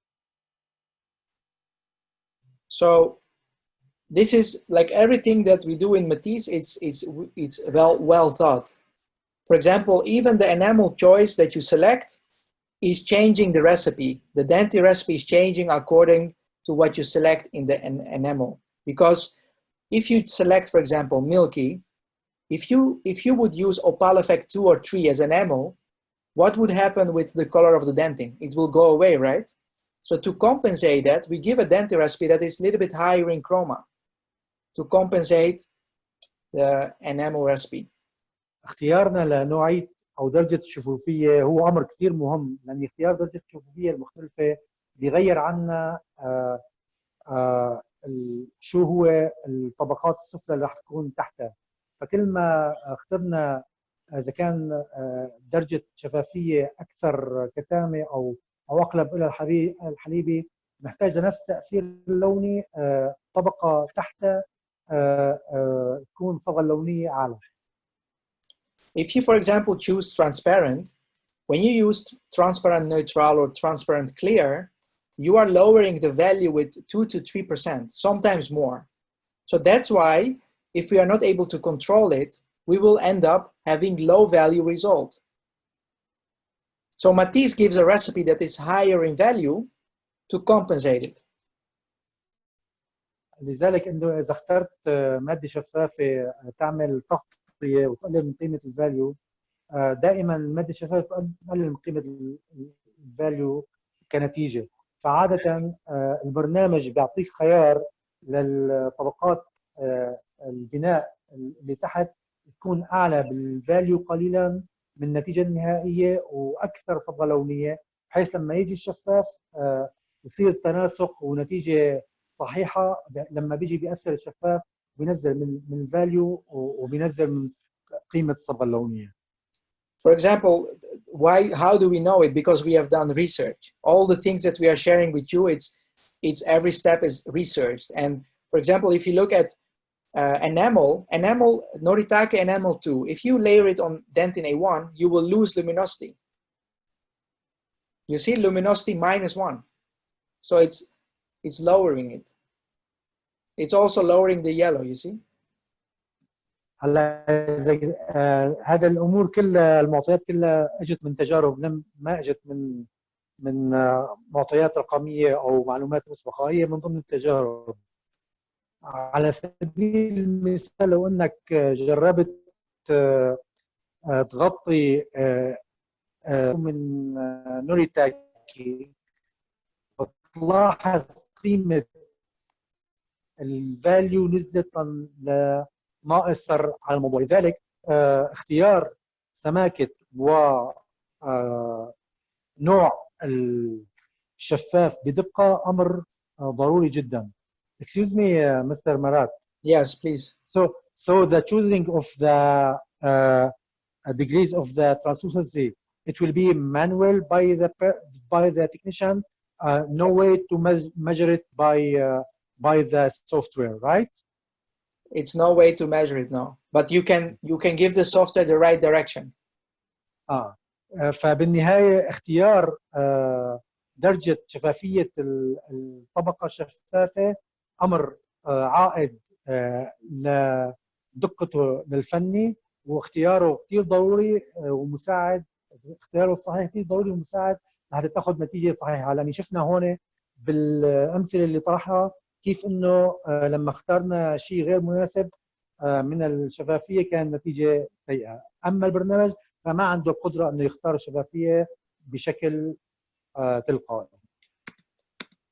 And also if you use a white enamel, you can see that the red and yellow is decreasing even more.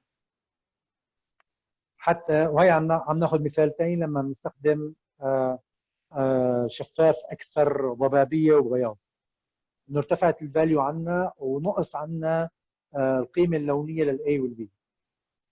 So usually that's why you need these two pictures, one picture with filter and one picture without filter, to see the appearance of the enamel, to see what kind of types enamel you see. For example, here we have 3 types. هون بنرجع للاساس اللي من اول ما حكينا باخذ الصوره لازم ناخذ صوره مع فلتر بولاريزيشن وصوره بدون فلتر. فكره الصوره اللي بدون فلتر هو تعطينا تصور حقيقي لدرجه الشفافيه اللي راح نستخدمها، لانه هذا هو امر جدا مهم لحتى نحصل على نتيجه صحيحه ودقيقه. So I use opal effect 3 there, power incisal 3 on the mesial and opal 1 on the distal.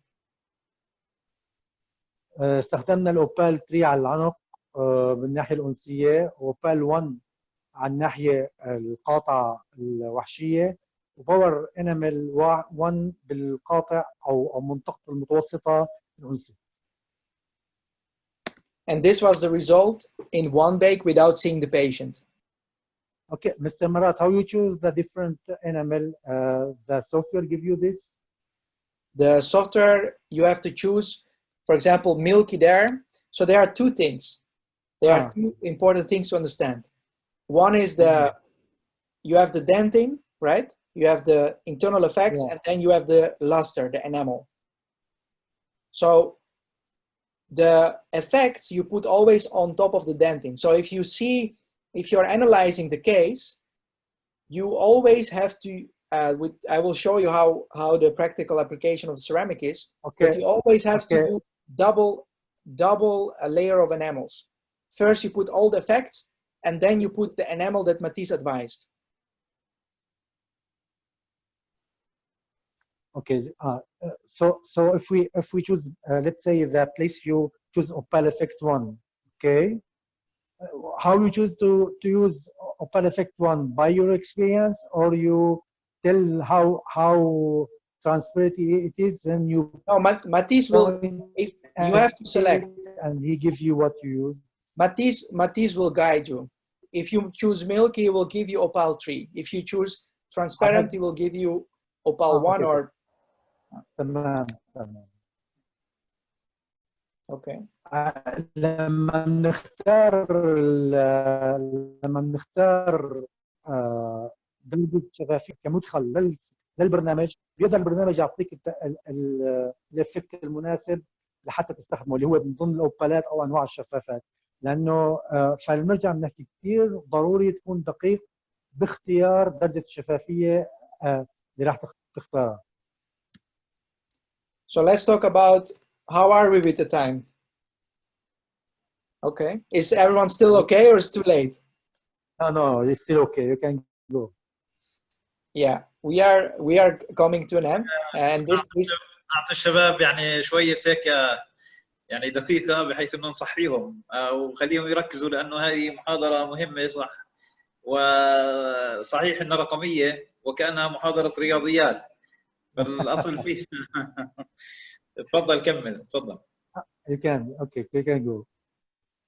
So yeah, I've got a lot of questions. Yes. Wait. Just you can go now. Okay, you can go now. Okay, but me, let me go a little away from numbers. Yes, now it's no numbers anymore, only results. Oh, thanks, God. Okay, go ahead. So let me show you the practical application of the ceramic recipes. Yeah. راح نشوف التطبيق العملي لمكونات البورسلين اللي اختارها البرنامج. So people always ask me, like, I have the recipe, what to do with it, or how thick to make it, or what form, right? So I want to show you انه انا عندي المكونات، وعندي المكونات كيف توضع بشكل على سطح السن بشكل افقي، كيف انا بدي اعرف بالعمق in deep كيف انا ارتب الطبقات. So I want to show you, if you know how to understand the histoanatomy, you don't have to think in thickness anymore. You just make the natural tooth, and automatically you will have a predictable shade match. إذا كان عندك فهم حقيقي لتكوين السن، ممكن بدون تفكير وبشكل طبيعي إنك تحصل على نتيجة طبيعية. So if we look at natural tooth, for example, in this image, we have to understand the histoanatomy of the dentin. With this image, we cannot understand it until we increase the clarity and dehaze. So لو نظرنا على الصورة ما راح نحسن نحدد درجة الشفافية ودرجة الكتامة، المناطق المحتاجة طبقة شفاف أسمك والمناطق المحتاجة طبقة شفاف أقل، لحتى لما أعمل بناء بالمستوى العمق إمتى أبدأ بطبقة شفاف وإمتى ما أبدأ. So now we can see where we have brightness and opacity and where we have translucency. لما بنعدل بالصورة المأخوذة ومنزيد الوضوح الكليرستي ومنزيد ومنلغي الضبابية بالصورة، بصير عندنا التباين واضح بين المناطق الأكثر شفافية والأكثر كتامة. So this is the only information that you need to know what to do, and I will show you now next what to do with this information. Yeah, can you translate it please? رح بعدين نوضح انه كيف بنستخدم المعلومات اللي حصلنا عليها بعد ما غيرنا بدرجة وضوح الصورة وتباين الألوان. Look at this too. Without خلينا نشوف هالسن. With this photo, we cannot see inside form of the dentin. We cannot. So what do we have to do? We have to use Lightroom or Adobe Raw. It's like it's a photo editing tool, and we increase the contrast and clarity to see more depth. Look. إذا لاحظنا الصورة السابقة كانت غير واضح فيها كم درجة عمق الدنتين وكم سماكة الشفافية. حتى نحسن نحصل على صورة مثل النتيجة اللي نحن هلا حصلنا عليها، اللي هي واضح فيها الفرق بالمناطق اللي فيها شفاف والمناطق اللي فيها دنتين. لازم نستخدم سوفت وير اللي هو اللايت روم، هذا من ادوبي، وبس هالسوفت وير بندخل الصورة وبنعدل بدرجة الوضوح نعدل، نزيد الوضوح، بنخفف الضبابية بالصورة، وبالتالي بيزيد بالتباين بيزيد بالصورة، وبالتالي بيظهر عنا المناطق الشفافة وين، والمناطق فيها سماكة شفاف وين، والمناطق اللي فيها شفاف قليل وين. So what do we see in front of us now? We see darker zones and we see brighter zones.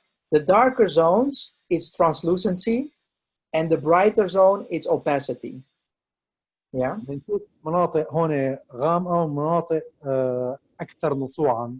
المناطق الغامقة بعد تعديل بالصورة هي المناطق اللي فيها شفافية عالية وبالتالي الفاليو تبعها أقل، والمناطق اللي فيها سطوع أكثر هي أفتح هون بالصورة، وبالتالي بيكون الدنتين فيها أكثر والشفاف فيها أقل. So the darker zone means more depth, so the dentin is deeper, and the brighter zone means less depth, so the dentin is less deep, so the enamel is less deep. The dentin is more deep and the enamel more thick. Exactly, yeah. اوكي، اذا شفنا على الصوره لما المناطق الغامقه بيكون الدنتين موجود بالعمق اكثر لجوا، وبالتالي هو مغطى بطبقه شفاف اكثر سماكه. اما المناطق الفاتحه فهو الدنتين موجود على اقرب الى السطح، وبالتالي هو مغطى بطبقه شفاف اقل. So the zones that are brighter and you can see that the enamel is less deep, we have to layer the dentin in the first bake with 90% volume, and the dentin that is deeper and thicker enamel, we have to use 50% volume with the first bake. تمام. لما بهالحاله شو بنعمل؟ نحن بنبني بالطبقه اللي هي فاتحه كثير بنسبه 90% من الحجم النهائي بدنتين، بينما بالمنطقه اللي كانت غامقه عندنا بالصوره بنحط 50% دنتين. هذا باول بناء. طبعا نحن اذا عم نحكي على مالتي متعدد طبقات، مو طبقه واحده. So this is how your dentin would look in this specific case. So middle zone is so the blue line is the final thickness, right? And you layer the dentin almost to the final thickness for the middle and cervical zone, and incisally you put the dentin thinner.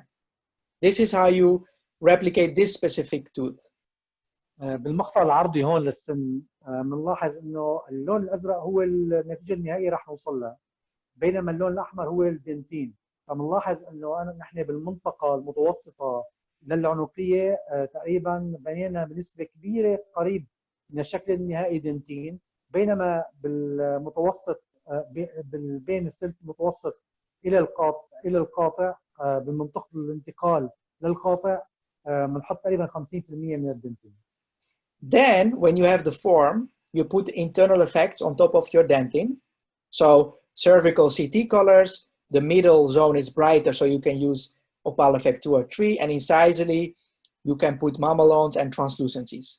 So the first bake is dentin plus internal effects. It's first bake. فبعد ما نحط الدنتين بنحط بعدين الافكت الداخلي. طبعا بنحاول لما نستخدم الافكت نستخدم الافكت الاكثر شفافيه على المنطقه القاطعه، والافكت الاكثر كتامه مثلا مثل السيرفيكال ترانسفير على المنطقه المتوسطه الاقرب الى العنقي. طبعا هاي الخبزه الاولى بتكون فقط دنتين والافكت او المؤثرات اللونيه. So then after firing, your 90% volume dentin that you put on the middle zones will shrink, including the internal effects, and you will have enough space for your enamels. طبعا لما نعمل الخبزه الاولى راح يتقلص الدنتين اللي خبزناه بالخبزه الاولى، ويتيح مجال لانه يكون في معك سماكه لتحط سماكه بسيطه من الشفاف على المتوسط والعنقي. طبعا هذا شرح خاص بهالحاله. So let me show you how I did this specific situation. I always start with enamel canvas. عادة راح اشرح كيف اتعامل مع الحالة. أول شغلة عملنا هو عمل خلينا نقول نسيج من الشفاف عمله على الحد القاطع ليعمل فريم داخلي للحالة ويبني عليه طبقات الدنتين من فوق. I do it because I can now very easily control the incisal dentin form. So I can create very nice fingers of dentin, thinning out to the the incisal zone. الفريم اللي عملناه من الشفاف، الفريم من الناحية الحنكية اللي عملناه من الشفاف بيساعدنا إنه ممكن نطبق الدنتين بسمكات قليلة بحيث تماسك على المنطقة القاطعة وبدون أي إزعاج وبضل ثابتة ما بتغير معنا أثناء البناء. And I start incisally because I want that the layers goes on top of each other like this. وأنا يعني ببدأ من القاطع وأنا متوجه للعنقي والمتوسط لحتى أطبق مثل ما بنقول التدرج اللوني يتحقق معي بحيث أطبق الطبقات فوق بعضهم. So you can see the middle zone is 90% volume. It's pretty thick. And I do the same for the middle cervical zone. It's thick. Now you make dentine, huh? This is the dentine form. Yeah. What you put on incisal? What this material dentine to? Or this is only the dentine recipes that Matisse gave me. Yeah. But all dentine we build till now same shade dentine, huh? Or no, here three kinds dentin. That's why. Yeah. Okay, the dentin I use on the cutting third is it same translucency or opacity with the one? No, the middle zone and the cervical zone is more opaque. Okay. The incisal zone is more translucent. By the way, in the transition between these two materials, it will not be a bad transition between more opaque material to more translucent material, because no. I cover the opaque, cover the more translucency dentine with more opaque dentine. No. This is a natural transition between opaque and translucent dentine. That's why I layer from up to down and not from up to or down to up. So I put translucent layer underneath the opaque. So I put opaque on top of it to make the smoother transition. Okay.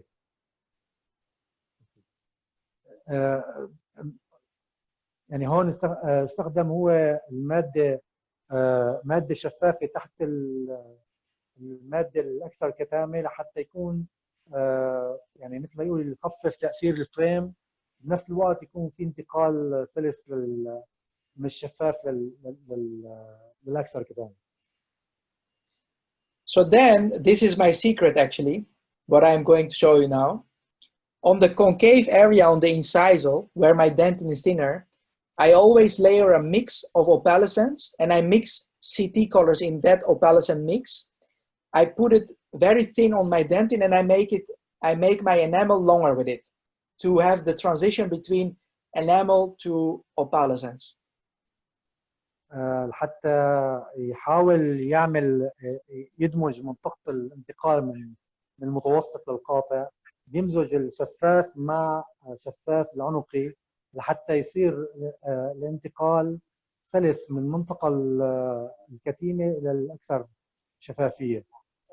This mixture you put it just in the transition area or the enamel area?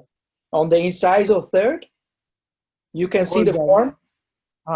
And I make it longer, so I make the tooth longer with this opalescent mix. اوكي، بيحطها على كل منطقة الانسايزل وبيرفع شوي أطول من منطقة الشفاف. And then another secret, I put on top of this opalescent mix, I put my mamelons. So I don't put my mamelon effects on the dentin, I put it on top of the opalescent effect. بعدين بيستخدم الماميلون أو ميازيب، المادة اللي بتعبر عن الماميلون أو الميازيب تكوين فوق منطقة المزيج تبع الأوبال اللي حطها. So this is the internal effects layer on top of my dentine, and look at the form on the first. This is the first bake. My first bake form is already 100%, a little bit thicker even. This is without enamel. So I bake it until it shrinks, and then I have the perfect enamel thickness left for me. طبعا هون بنى أكثر من طبقة. هي راح تكون الخبزة الأولى بدون شفاف، هو بناها تقريبا بالحجم النهائي. التقلص اللي راح يتم للمادة هو اللي راح يتيح مسافة لأنه نحط الشفاف اللي فوقه. وطبعا هون محدد على الصورة الفوق عنا الماميلونز، وعنا باليمين التي ام 5 وتي ام 3 هن مادة ممتصة للون، بينما بالمتوسط حاط مادة عاكسة للون اللي هي اوبال افكت 2 لأنه بالمنتصف بيكون الفاليو أعلى بينما بالأطراف بيكون الفاليو أقل. And this was the first bake. هاي نتيجة الطبخة الأولى. So then basically you have enough space for your enamel. You put enamel and you are finishing the case. لاحظوا إنه عندكم مسافة كافية لحتى تحطوا الشفاف. So this approach that I showed you, all my cases I'm doing this with this approach. So I'm doing it in 2 steps. First step is denting and internal effects, fire, and then focus on enamels. I always see internal effects and denting and enamel as separate. هل التدرج أو المراحل دائما بتبع بعملي؟ دائما أنا بالخبزة الأولى بعمل طبخة للدنتين ولا الماميلون والإفكت الداخلي وبخبزها بشكل منفصل، والخبزة الثانية بحط طبقات الشفافة أو الإفكتات الشفافة. Yeah. If you become comfortable with this approach, you can also try one bakes. لما بتوصلوا يعني تستخدموا هالطريقة بأكثر من مرة ويصير عندكم مرونة باختيار كمية الدنتين اللي راح تحطوها تحت، بدل ما تخبزوها فيكم تعملوها خبزة واحدة وتحطوا دغري الشفاف، بس يكون عندك خبرة بالكمية المناسبة اللي راح تحصل عليها بعد التقلص لمسافة كافية، بس بتبني بناء واحد. So this approach is done in one bake, and I want to show you that the way that I layer the dentin is always the same approach. Focus on volume and internal effects, and you will get a very predictable match. هاي الحالة انشغلت بطريقة الخبزة الواحدة وبنفس الأسلوب، أنه المهم أنك تركز على قيمة سطوع اللون والملونات الداخلية الموجودة، بعدين الشفاف بيجي بشكل مكمل للأمر. فالتركيز المهم هو على لون الدنتين ولون المؤثرات اللونية وقيمة سطوع اللون. So this is yeah, as you see, dark preparation, and this is the framework. So if you have natural, if you want to replicate natural tooth that the middle zones is brighter, and incisal is darker, then you have to leave the middle zone as how it is, just white. And incisal zone to stain it a little bit because we need more depth and chroma. If you leave the framework only white, you will not achieve the same depth. هون اخترنا عندنا لون السن الطبيعي غامق كثير عن اللون اللي نحن بدنا نوصل له، فهو استخدم لحتى يغطي اللون السن الطبيعي ماده عاليه الفاليو والسطوع تبعها عالي، يعني لون فاتح كثير. بينما هو هي الماده لما اجى بده يلون الكور لون القاطع بلون اغمق لحتى يخفف الفاليو ويحسن يحصل على شفافيه مناسبه بتغطيه هالفاليو العالي.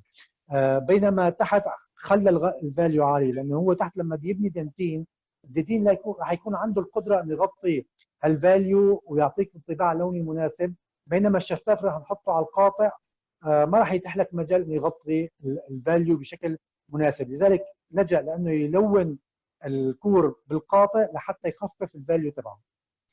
So when you want to give depth to a full monolithic crown or to a framework, always mix profundo, it's the violet, with little bit chroma. So always add little bit color to your profundo to give depth and color. يعني حتى تحصل على لون اكثر عمقا دائما ضيف للون اللي انت بدك تضيفه لون السن، هذا اللون اللي هو الفايوليت. فايوليت رايت مستر مراد؟ اللي هو الفايوليت اللي هو اللون اللي فينا نقول الليلكي او البنفسجي اللي هو في violet. So if you want, you can also create silicon index. When you create the silicon index, make it 1 millimeter longer because you want to work in an extended version. لما انت بالامكان انك تعمل دليل سيليكوني للبناء، حتى لما تشتغل بالدليل لما استخدم الدليل الدليل السيليكوني لازم نستخدمه اطول شوي لحتى لما تبني بورسلين تحسب حساب التقلص. Then I put my enamel canvas. I cut back my enamel canvas to create space for my opal effect 1. So why do we have this form of enamel? Because we also see it in natural tooth. And we also see the transition from enamel to opalescence. The last very thin layer on the incisal edge is opal effect. So we have to create a transition from enamel to opalescence. Can you repeat again, please? So I create this is enamel, and I create it in a certain form. And the space between the enamel, the form, I replace it with opal effect 1. Why? Because this is also how the natural tooth is. Look, we have the form like this, and then you see the very thin layer incisally, it's bluish, it's opalescent. طبعا هو بنى الشفاف الاول، بعدين عمل كتبك او خطاء جزئي للشفاف بمناطق معينه، وضاف لمناطق الاسلام اوبال افكت 1 ليعطي انطباع ازرق هو هذا الفريم الداخلي اللي عم يعمله، حط اوبال افكت 1 بالمناطق هي لحتى بالنتيجه النهائيه لما يخلص بناء دنتين ويبني الشفاف يحصل على تاثير شفاف ازرق بالمنطقه. So this is with opal effect 1, and this is my canvas before I layer the enamels on top. So the next thing that I'm going to do, I'm going to use my mix here. This is the mix for incisal zone. Power dent in bleach 4, power dent in A3, mamelon light, mamelon salmon. استخدم المزيج اللي كان عاطيه بالمنطقه المتوسط وفق البرنامج، واستخدم الباور دنتين البليش 4 و A3 والماميلون لايت والسلمون لحتى يزود الصبغه اللونيه بجهه الماميلون وفلوريسنس تزيد بالمنطقه كمان. Fluorescence, that's right. So the cool thing is that the recipes of Matisse also have fluorescence because we use Mamalone Light, Mamalone Salmon. So we match also the fluorescence of the dentin. Did the software give me any measurement for fluorescence or just the? It's in front of you. It is fluorescent, the recipe. How we measure the fluorescence with the lighting? We don't match the fluorescence, so we don't quantify the recipes according to the fluorescence. But the reality shows that the quantity that is already chosen by Matisse, if you would make a fluorescent image, you would see that it's very close. Did you test it with the blue light to check if the software gives me yes nearby fluorescence? It is very close, yeah. بالرغم من انه البرنامج ما بيقيس الفلوريسنس، لكن هو خياراته اللونيه من خلال اخذ الطابع اللوني والفاليو والكروما بالنهايه بيعطي النتيجه. حتى لما بيتم فحصها تحت الضوء الازرق بتلاحظ انه التركيبه اللي انت الخلطه اللونيه اللي استخدمتها وصلت لك لفلوريسنس قريب من السن الطبيعي بشكل كبير جدا. So then I have my middle zone mix, Mamalone Light 13 times, Mamalone Yellow Orange 5 times, and Power Dentin Bleach 1-2 times. So basically Mamalone mix. But you know, Mr. Marat, this many numbers of percentage, it's not easy to achieve. Maybe you have to mix too much material to do. If you have little measurement, even the little measurement I have in the market, if I give 13 unit of one material, it will be large amount. You can take the half. I take the half, huh? Yeah. Well, if you take the half of this recipe, it's one crown. Okay, and the half it will be difficult. 7 and 6.5 and 2.5. Yeah. Anyway, it's not disadvantage. It's collateral damage for getting like this perfect result. No, not damage at all. Yeah. So this is after firing. This is in the mouth. And you can see how easily we control the value, the opacity. هي صور للحالة في التم، حتى صورة نيجاتيف أو صورة بالأبيض والأسود حتى تعرف كيف تطابق بالفاليو نوعا ما ومدى الشفافية. And a short video. فيديو للنتيجة النهائية. 2 cases more and then we are done. This was so all my courses that I do live patient. This was one that I've done in Ecuador. كل لما بيعمل تدريب على السوفت وير دائما بيجيب مريض وبيشتغل له، بيخلي المدربين للدورة يشتغلوا على حالة مريض طبيعي ويشوفوا نتيجته على تم المريض. So the substructure advice. And then we start the same process again. We have our recipe mix. So we layer incisively, and I don't have an enamel canvas because the tooth is, it's not so translucent there. هون اخترنا أول شيء أعطانا نوع الكور، بعدين أعطانا المكونات اللي لازم أستخدمها بكل طبقة أو كل جزء من السن. Then what I do is, before I layer the middle zone recipe, I layer my secret mix of opal effect with color translucency. So in this case, it's opal effect 1 as the apricot. So what I want to do is what happens in natural tooth. The translucent layer goes deeper, and then the opacity comes on top. So then you have this very natural transition from opacity and translucency. So you will see in the final result what I mean. هون استخدم الأوبال إفكت 1 مع السبيشال انسايزر ابريكوت، أو هو الشفاف خاص بلون مش مشي مثل ما بيقولوا، واستخدمه لحتى ينتقل من درجة من الكتامة للشفافية بسلاسة، ويعطي عمق للشفافية وللون بالمنطقة القاطعة. Then I have my mix for the middle zone, and look at the left side on the natural tooth. Look at the opacity and brightness. So to match the same opacity and brightness, look at the thickness of my dentin on the middle. It's 90% again, you see?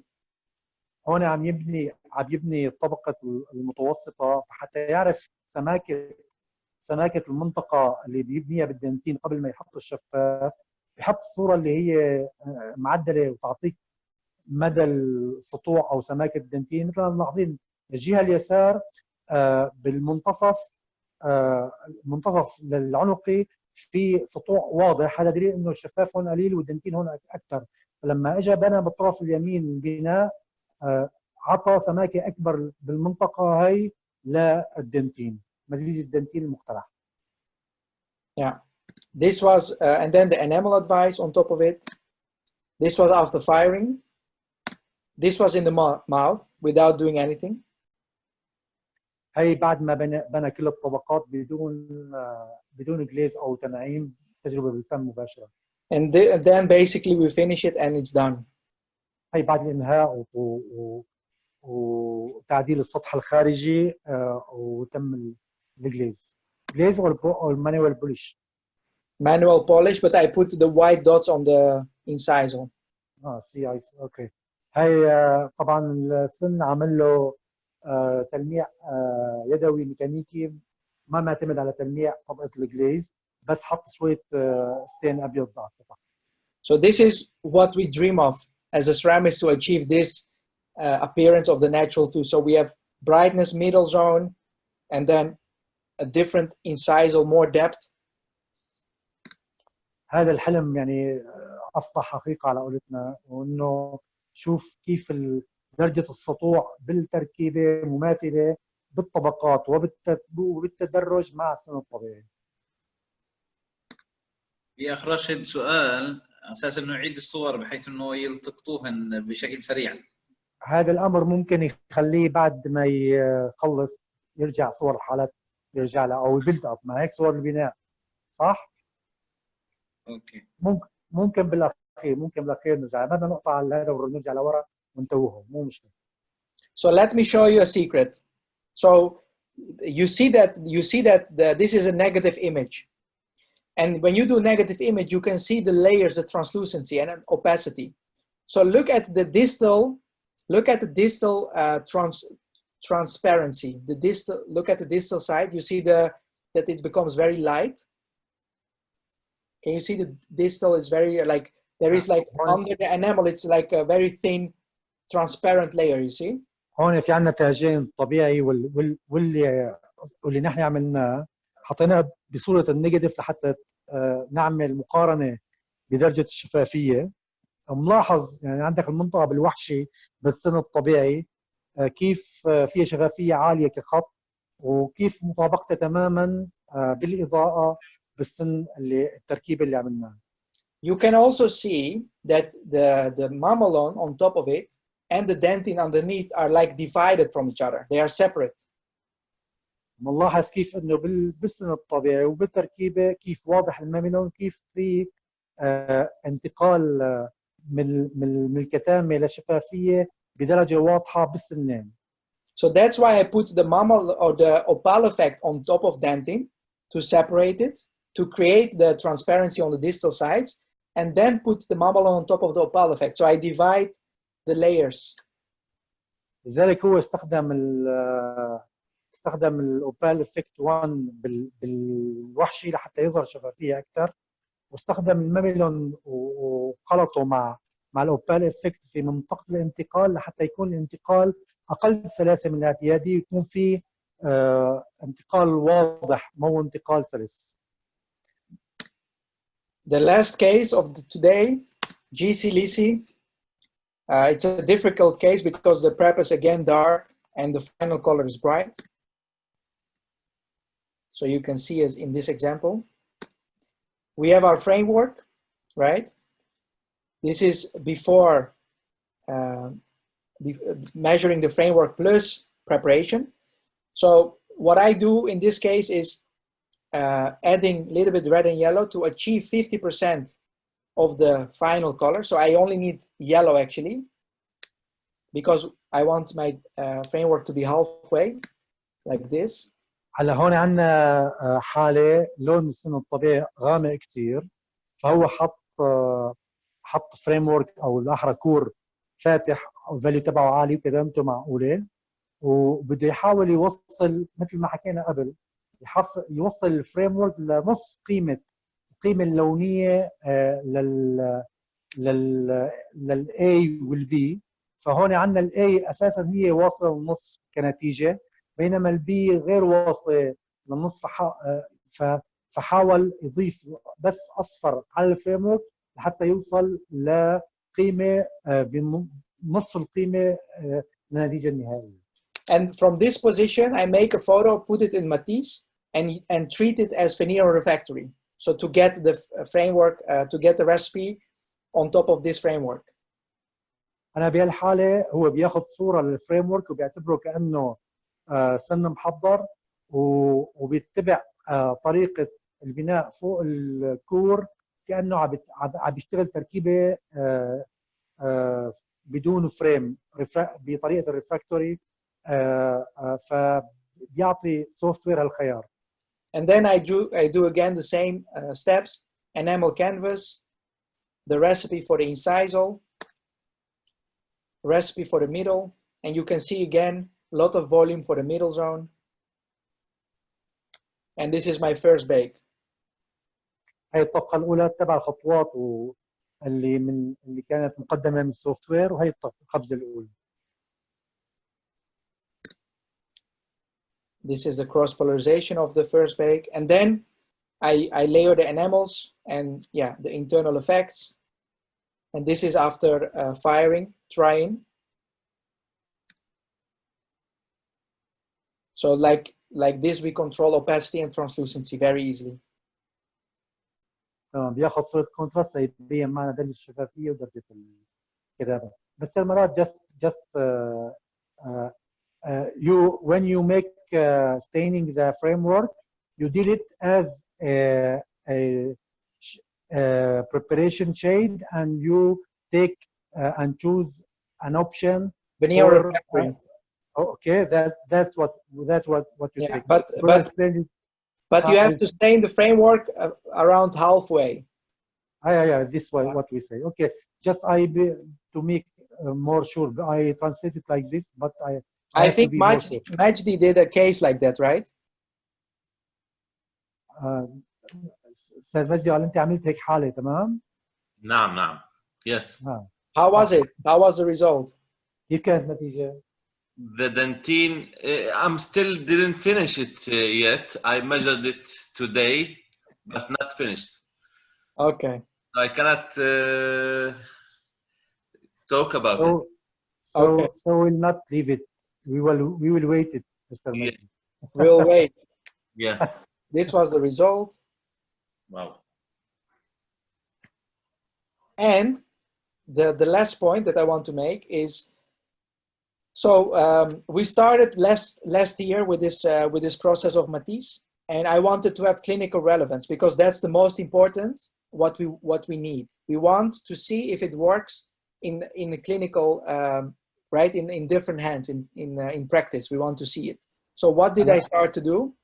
I started to give live patient cases where my crown was going in the mouth and also all the participants' crown was going in the mouth. So everyone could see live how this system works.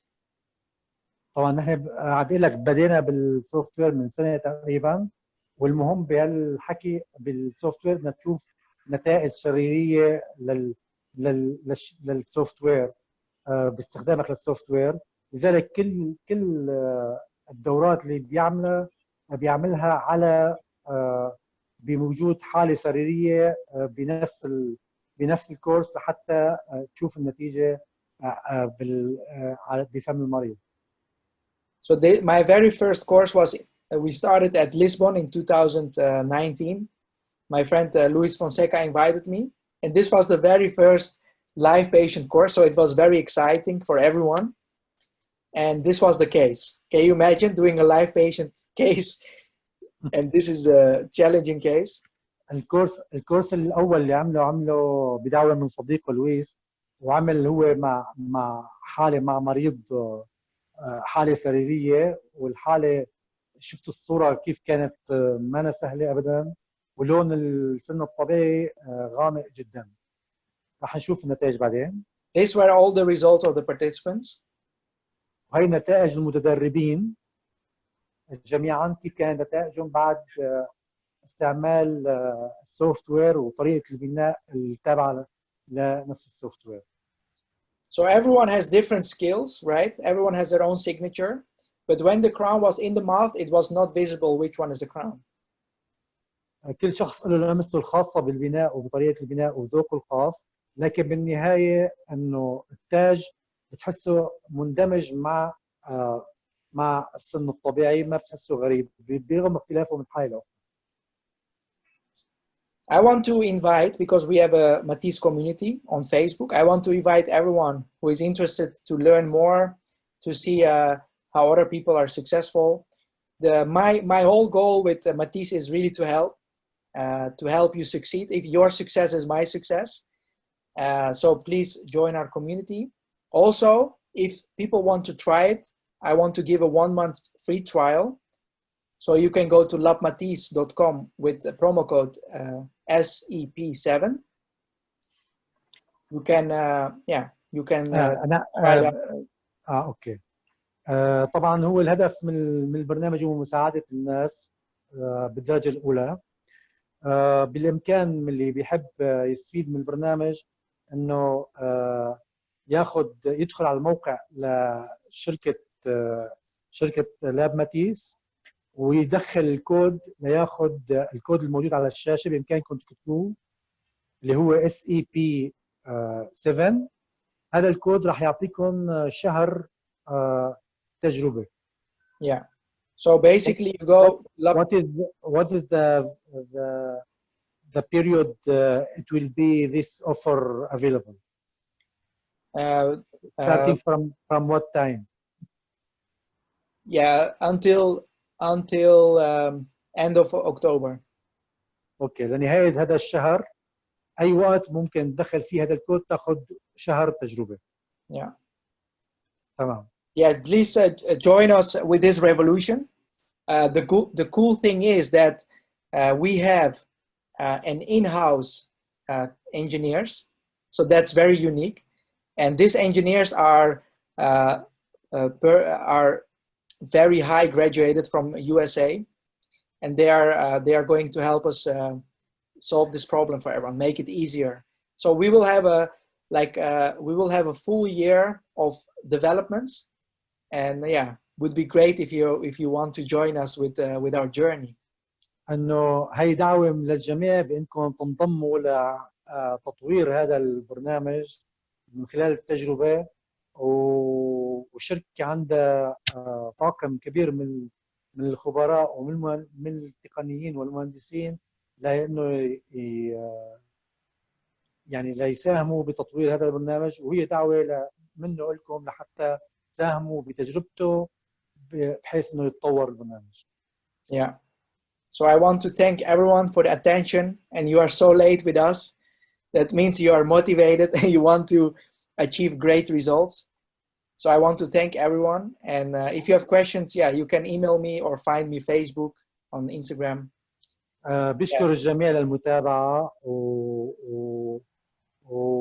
وبعتذر للتأخير شوي، وبشكركم لأنه تابعتوا لحتى وقت متأخر، هذا الدليل للاهتمام. طيب شكرا. Okay, Mr. Marat, excuse me. There are a request if you can give us screenshots for the build-up cases you done. If you can pass. I will save the PDF and I will send it. To whom shall I send it? Okay. طيب. أستاذ عبد الله. I will send it to Majdi. Okay. Send to Majdi, then we can communicate. أستاذ عبد الله هو ممكن يحوله ل PDF كويس ويعطيك اياه، وانت اللي بتطلبه فيه يتواصل معك بطريقه او باخرى. Also please tell them that in Matisse community I'm sharing lots of this kind of results, like all the steps layered. Okay. If you give us this PDF, we will manage a way to make it easy to reach. No problem. راح يعطينا البي دي اف، ونحن بنحاول نوصل للجميع ان كان جايين عن طريق المنظومه او عن طريق نقابه فلسطين الشباب هنيك، فلا تاكلوا هم، رح نوصل لنتيجه. وهذا بيكون اسهلكم من انه يرجع صور تاخذوا سكرين شوت. وهو عم بيقول لك انه ممكن لو دخلتوا الموقع تبعه او الصفحه تبعه تلاقوا حالات مثل الحاله هي موضحه كثير عنده الصفحه. طيب مشكور جدا اخ مجدي قمصيه. يعني بدي توصل لي احنا في النقابه يعني اكثر محاضر اعطانا من وقته، فشكرا له جزيلا. محاضره قيمه وممتازه وفيها معلومات جديده. صحيح انه يعني افاد ان شاء الله الفنيين كلياتهم والفنيين استفادوا، فبالتالي بنشكره على هذا المجهود العظيم اللي قدمه. وبرضه بنشكر منظومة فنون على مجهودها اللي الحثيث اللي دائما بتتواصل بحيث انه تكون الامر افضل وافضل. فصحيح انه شادي وصانا بحيث انه ما تكون المحاضرة اقل من هذا الوقت، لكن الحمد لله يعني بلشنا 9، هي صارت تقريبا 11 وشيء، فتقريبا ساعتين وشوي. والشباب يعني للأمانة أنا ما حسيت على الوقت. مستمتعة يعني، وإن شاء الله كل يوم يكونوا مستمتعين. فأخ مجدي إذا بتقدر توصل له الفكرة عشان نعطي الميكروفون إلى أشرف. تفضل أخ مجدي. Marat, we thank you for your time, your generous time that you gave us. It was nearly 2 hours and 20 minutes. It's the longest webinar or lecture that we had in our webinars in the organizations that we are sharing today. So thank you for your efforts and your lecture. It was really full of information and valuable information. I'm happy to hear that. We hope we can really benefit from this, because it's full of information and needs to apply all these ideas. So maybe in the future we can have a deeper lecture or specific questions that we can ask and have answers. Yeah. So thank you again. بعد المحاضرة اللي قدمها بظن انه ما في يعني قيمة علمية غير التريننج. So are you available for, let's say in the future, for courses? Yeah, sure. In Palestine or in the Arab countries, other Arab countries? Yes, I will come for sure. Yes. يعني سألته إذا في إمكانية يجي لكورس عملي، فهو بقول عنده استعداد طبعا after كورونا. إن شاء الله نرتب الأمور بعد كورونا. إحنا في بداية المحاضرة كنا نود إنه ننوه للسودان، فكنا ننتظر النقيب يكون موجود حتى ننوه للسودان ونوقف معهم، ولكن وقفتنا معهم ما بتنفع مننا، بدنا تكون الوقفة من قبل نقيب أشرف أبو عيشة من رأس الهرم. تفضل أشرف.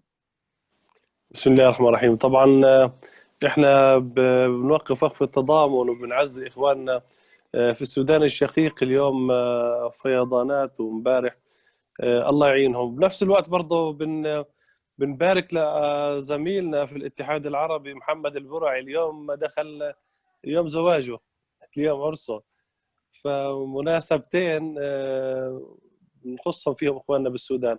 بنرحب طبعا اليوم. ايه عشان هيك ما حضرش معنا يعني اليوم. لا محمد البرعي عشان هيك اليوم عرسه، شو بده يحضر معك. فيا سيدي وبنشكر طبعا مستر مرات، وبنشكر جميع طبعا زملائنا واصدقائنا جميع الفنيين في الوطن العربي وغير العربي برضه، جميع اللي حضروا. وإن شاء الله بنضل في تواصل. وبنشكر منظومة فنون الأسنان، وبنشكر زميلنا القدير مجدي أمسية، وزميلنا برضه شادي يمكن برضه تعب مع المحاضر بالنسبة للتفسير. شكرا لكم جميعا ويعطيكم ألف أتمنى أنه عافية. أكون وفقت بالترجمة وبتوصيل الفكرة إن شاء الله. يعطيك العافية شادي، ما قصرتش، كانت ترجمة رائعة. بس سؤال هيك استفساري، أكم من يعني من أكم من بلد عربي إحنا موجودين كنا اليوم؟ بأي بلد عربي موجودين نحن؟ يعني احنا منظومة فنون الأسنان التعليمية، بحسن بقول لك من خلال الداتا اللي عندنا في معنا ناس من كل البلدان العربية، من كل الجنسيات، وحتى متوزعين. يعني في ممكن يكون تلاقي حدا فلسطيني مثلا بأمريكا أو فلسطيني بكندا. يعني نحن عندنا داتا أغلب الناس الموجودين عندنا، فبظن ما في بلد عربي إلا وهو موجود معنا. يعني قد يكون بهالايفنت او بغيره.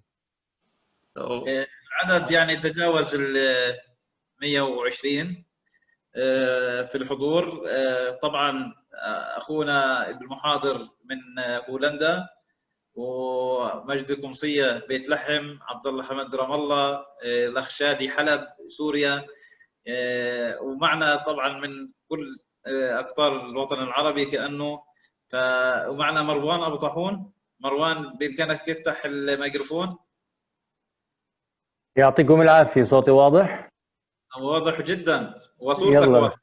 هذيك اليوم ما كانش واضح. السلام عليكم جميعا ويسعد عليكم اوقاتكم السلام جميعا. ورحمة الله وبركاته. وطبعا كل المرة مش نعسان بالمحاضرة لا طويلة. لا لا طبعا الشكر موصول للجميع، وتحديدا الشيخ عبد الله. يعني اتحفنا كثير بنشاطك، يعني احنا بنسميك الجندي المجهول وراء كل هذه الاعمال. والشكر موصول ايضا للسيد شادي ولمنظومة التعليمية. And also we'd like to thank Mr. Martyr. What's his name again? Marat. Yeah, okay. You're welcome.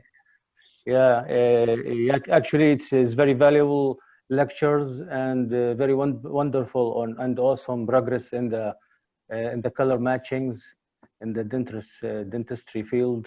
Actually, we wish you all the best and thank you very much again. And we'd like to to participate with you in the futures after Corona. Yeah. Pandemic's finished. We'd like to participate with you in a course actually in Jordan, and you are mostly welcome to visit us in Jordan in the future. Thank you very much. We're looking forward يعني to arrange a good course with you. Actually, it's really awesome software and awesome progress actually. Thank you very much. I'm looking forward for the day that we will have the course. Yeah. Sure. Actually, really thank you again. And are you in San Francisco right now, or where are you now living? I wish I was in San Francisco. Because I'm the picture behind you is the Golden Gate, I guess. Yeah, it's like a background, but I'm in Amsterdam, in Netherlands. Yeah. Okay, thank you very much. We wish to see you in Jordan soon as possible. Thank you again. You're welcome, Mr. طبعا شكرا سيد عبد الله وشكرا للجميع، وكانت محاضرة قيمة. طبعا أنا بحب شو اسمه إنه المنظومة التعليمية أو القائمين على التعليم بشكل عام في العالم العربي وضع جدول وتقييم لكافة المحاضرات، يعني نعمل عصف ذهني لكافة المحاضرات. يعني محاضرة زي هاي طبعا بتنسف موضوع الون مونوليثيك، الطبقة الواحدة. اوكي، فبنرجع احنا للتكنيك اللايرنج مره ثانيه. فمش عارف المنظومه التعليميه لو انها نعمل مثلا الاولويات للمحاضرات. يعني احنا استضفنا مره موضوع الون مونوليثيك، لاحظنا المحاضره هاي تقريبا نسفت تماما قضيه الون مونوليثيك. Actually I was talking about one monolithic in zirconia. If I compare it with your lectures, that mean there is no need for one monolithic in the industry field. What do you think? Actually, we will very soon support also full monolithic. You will support it, but I think we cannot do color matching in one monolithic actually. Not all cases, I guess. Not all cases can be achieved with monolithic. And not all cases. Not all cases, but what you could do is you could layer very minimal. You could layer very minimal. You could layer, for example, only enamel. Yeah, layering technique is still essential or necessary in our work. Yeah. So what I would do if the full monolithic works, I would generate a recipe with full monolithic, and then do a little bit cut back, like 0.2 or 0.3, stain it a little bit, and then work only with enamel and opal effects. Yeah, that's maybe it work, but not like layering technique actually. Yeah. Not like, but I noticed you mix the opal most of the time with enamel.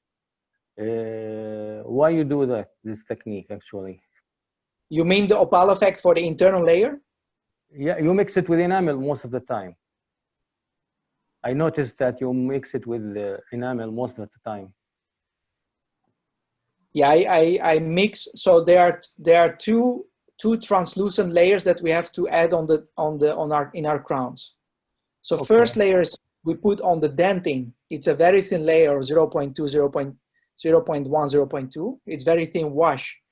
I use opal effect 1, and I mix it with a warm color like CT yellow, CT orange. Okay. I do it 1/3. So opal effect and then 1/3 CT color or SC apricot. This layer is representing the dentin enamel connection in the natural tooth. So the very transparent layer between dentin and enamel. So that's why I replicate the natural tooth with this layer. Okay. You put this in the transfer area. Yeah. So I don't use this as skin enamel. I put it on top of dentin inside. Okay, yeah, inside, yes. Yes, you mix it on the top of the dentin. You mix, you make first a thin layer of enamel, then you put over the enamel opal layer. That's right. And then, oh, you mean the canvas? Yeah. So I put the canvas first on the very incisal edge. I basically replicate what dentists do with composites. They do the backing, right, with composite, translucent, and then they put the dentins. Okay. Yes. So I do the same. The same technique. Yeah, I do the same technique because it's easier to control the form of the incisal edge with dentin. And what usually use the skin enamel? So skin enamel, Matisse gives advice what skin enamel to use, but I never use the skin enamel for the whole crown. I always look, okay, we know, for example, the distal zones can be only opal effect 1, the bright zone, so I never use one mix. Okay. Yeah, the enamel is actually we have to look at as individual as the internal effects. Okay. And enamel is never one color if you look at natural tooth. There is some discoloration, some bright, right? Yes, of course. But most of the experts, mostly they said the skin enamel should be translucent only, clear translucent. It will give more depth. But that also depends on the case. But in general, we cannot use skin enamel translucent only. But most of the experts said that, mostly, if you use the translucent layer as a skin, it's the safest way. Safest way, yeah. Translucent is the safest way. Yeah. Yeah. I prefer this because layering technique it's mostly complex. It's mostly complex. Yeah. To achieve good result, it's really hard. But the safest, yes, I believe that the safest layer is clear. Yeah, all over, but not transparent clear. I would not use it transparent clear. I would mix it with enamel. So I allowed the light to to the teeth, to observe. I make my teeth observe the color more if I make the last layer is translucent. I make sure my tooth is can observe translucent, but not. Yeah, I would do translucent but not transparent. Transparent is glass. Okay, glass. Yes, I know glass, but it's make. I will be sure that my tooth will observe more light. Yeah. So, yeah, it's better integration if it's translucent. That's right. Yeah. Yeah. And did you use variety of translucency actually in the incisal third? Yes. Variety. So in incisal third, it has first of all the transition between enamel and opalescence. Yeah. And opal effect 1 is more translucent than enamel, right? Mm-hmm. And then on top of that, we layer the dentines and continue with like the last skin enamel. But the skin enamel on the incisal edge, it's most of the time like not one mix. So depending of the case, if it's a little bit yellowish, on the incisal edge, I will mix my enamel, for example, with clear. So let's say if I use GC Lisi, I would use CLF. I will mix it with enamel and I will add CT color. If I use Emax, I will mix opal effect 1, enamel, and I will add CT color as well. So I make for the incisal zone, I make my enamel more lifelike. It's not only glass; it has some color to it. Yeah, I know, but I'm okay. The last layer we're talking now. The last layer, what should be? Most of the experts said it should be clear, so you can make sure your tooth can observe more light. Depends how deep you go in the subject. If you really want to, if you really want to replicate the natural tooth, then what you have to do is, so when we layer the tooth, right, vertically, we have the dentin, enamel, and opal effect, right? Mm-hmm. So we have the transition from dentin to translucency to transparency, right? Right. We have to do the same thing for the enamel. So we have dentin, right? Mm-hmm. We have internal effect is also translucency. Then we need enamel on top of it.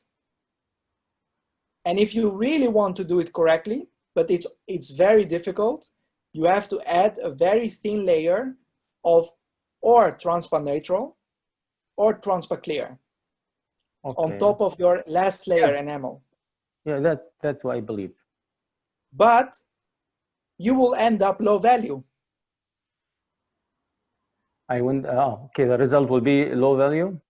Yeah, because transpa neutral or clear, it's lowering the luminosity with 2%.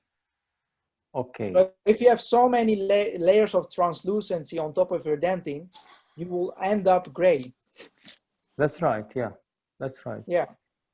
So I will have my enough dentin actually. That's why I prefer to mix my enamel that Matisse advised me with 50-50 transpa neutral to have the translucent, to have the enamel, skin enamel more translucent, than to put on my enamel transparency. Because I would lose too much value. Yeah. Okay, thank you very much. سؤال أخ راشد ممكن شرح للنقاش؟ You're welcome. لا النقاش هو عم استاذ مروان عم بيحكي انه نحن بالعاده بنحط في احدى المدارس بتقول لك انه انت بالطبقه الاخيره لازم تحط ترانسفاكير او شفاف تمام الوضوح وتمام الشفافيه. فهو استاذ مرات عم يحكي انه لا انا ما هذا الامر ما بستخدمه دائما لانه قد يخفض لي الفاليو تبع السن بشكل كبير. هلا انا رايي الشخصي بهذا الموضوع انه لما انت بتحط ترانسفا كلير اخر شيء هذا الامر يعود الى السماكه اللي رح تحطها وكان بدك تحط. اذا سماكه كثير بسيطه هي بتعمل كثير جدا بسيطه، بتعمل كآلية عمق اختلاف انكسار الضوء. بس لما اذا سمكت كثير بتوصل للافكت اللي حكى عنه، انه هي اذا سمكت كثير بتعطي تاثير جراي او فضي. بس لا بينما احنا هي اذا ما سمكت، عفوا استاذ شادي، احنا الكلير دائما الشفاف ما بياثر، ما عنده تاثير لوني على ما بياثر على الكروما او الفاليو لما يكون هو هلا هو الكلير. هلا هي الفكره لما يعني انت بتعمل تطبق الخلطه تبعتك كلياتها بالانامل، تخلط الانامل زي ما بدك وبتحط انف الدنتين تبعك بشكل كافي، بس الديتيلز لما تحددها بالكلير، الكلير بيعطيك عمق لوني بس، وبيعمل تشتيت للضوء اكثر، بس ما بياثر على اللون لانه هو كلير. هلا هذا الحكي تحت سماكه معينه، تحت سماكه كبيره بيختلف انكسار الضوء وبيختلف بنفس الوقت يعني هو في امرين تحسبهم. الماده الشفافه تمام رح تدخل هي الضوء يخترق الماده الشفافه ويصطدم بالطبقه تحتها، تمام، قسم الاشعه ترجع. فاذا كان عندي انا الكلير، اذا عندي الكلير سماكته قريه رح ينفذ كل اللي دخل ويرجعه كل اللي دخل. لا هي الفكره من المدرسه هاي انه انا بضمن انه الضوء ما ينعكس على السطح، ينعكس بالداخل، يعني بس يرجع من الداخل. بس بنرجع انه الامر منوط بانه السماكه لازم تكون للكلير ما مبالغ فيها. مو مبالغ فيه اكيد، بس انا الفكره هون اني اضمن انه الانعكاس يكون داخل السن مش على سطح السن، يعني السن تبعي ما يتحول لمرايه، انه يصير عندي اوبزوربنج للكلر للضوء وبعدين يصطدم هو بالديفرنت.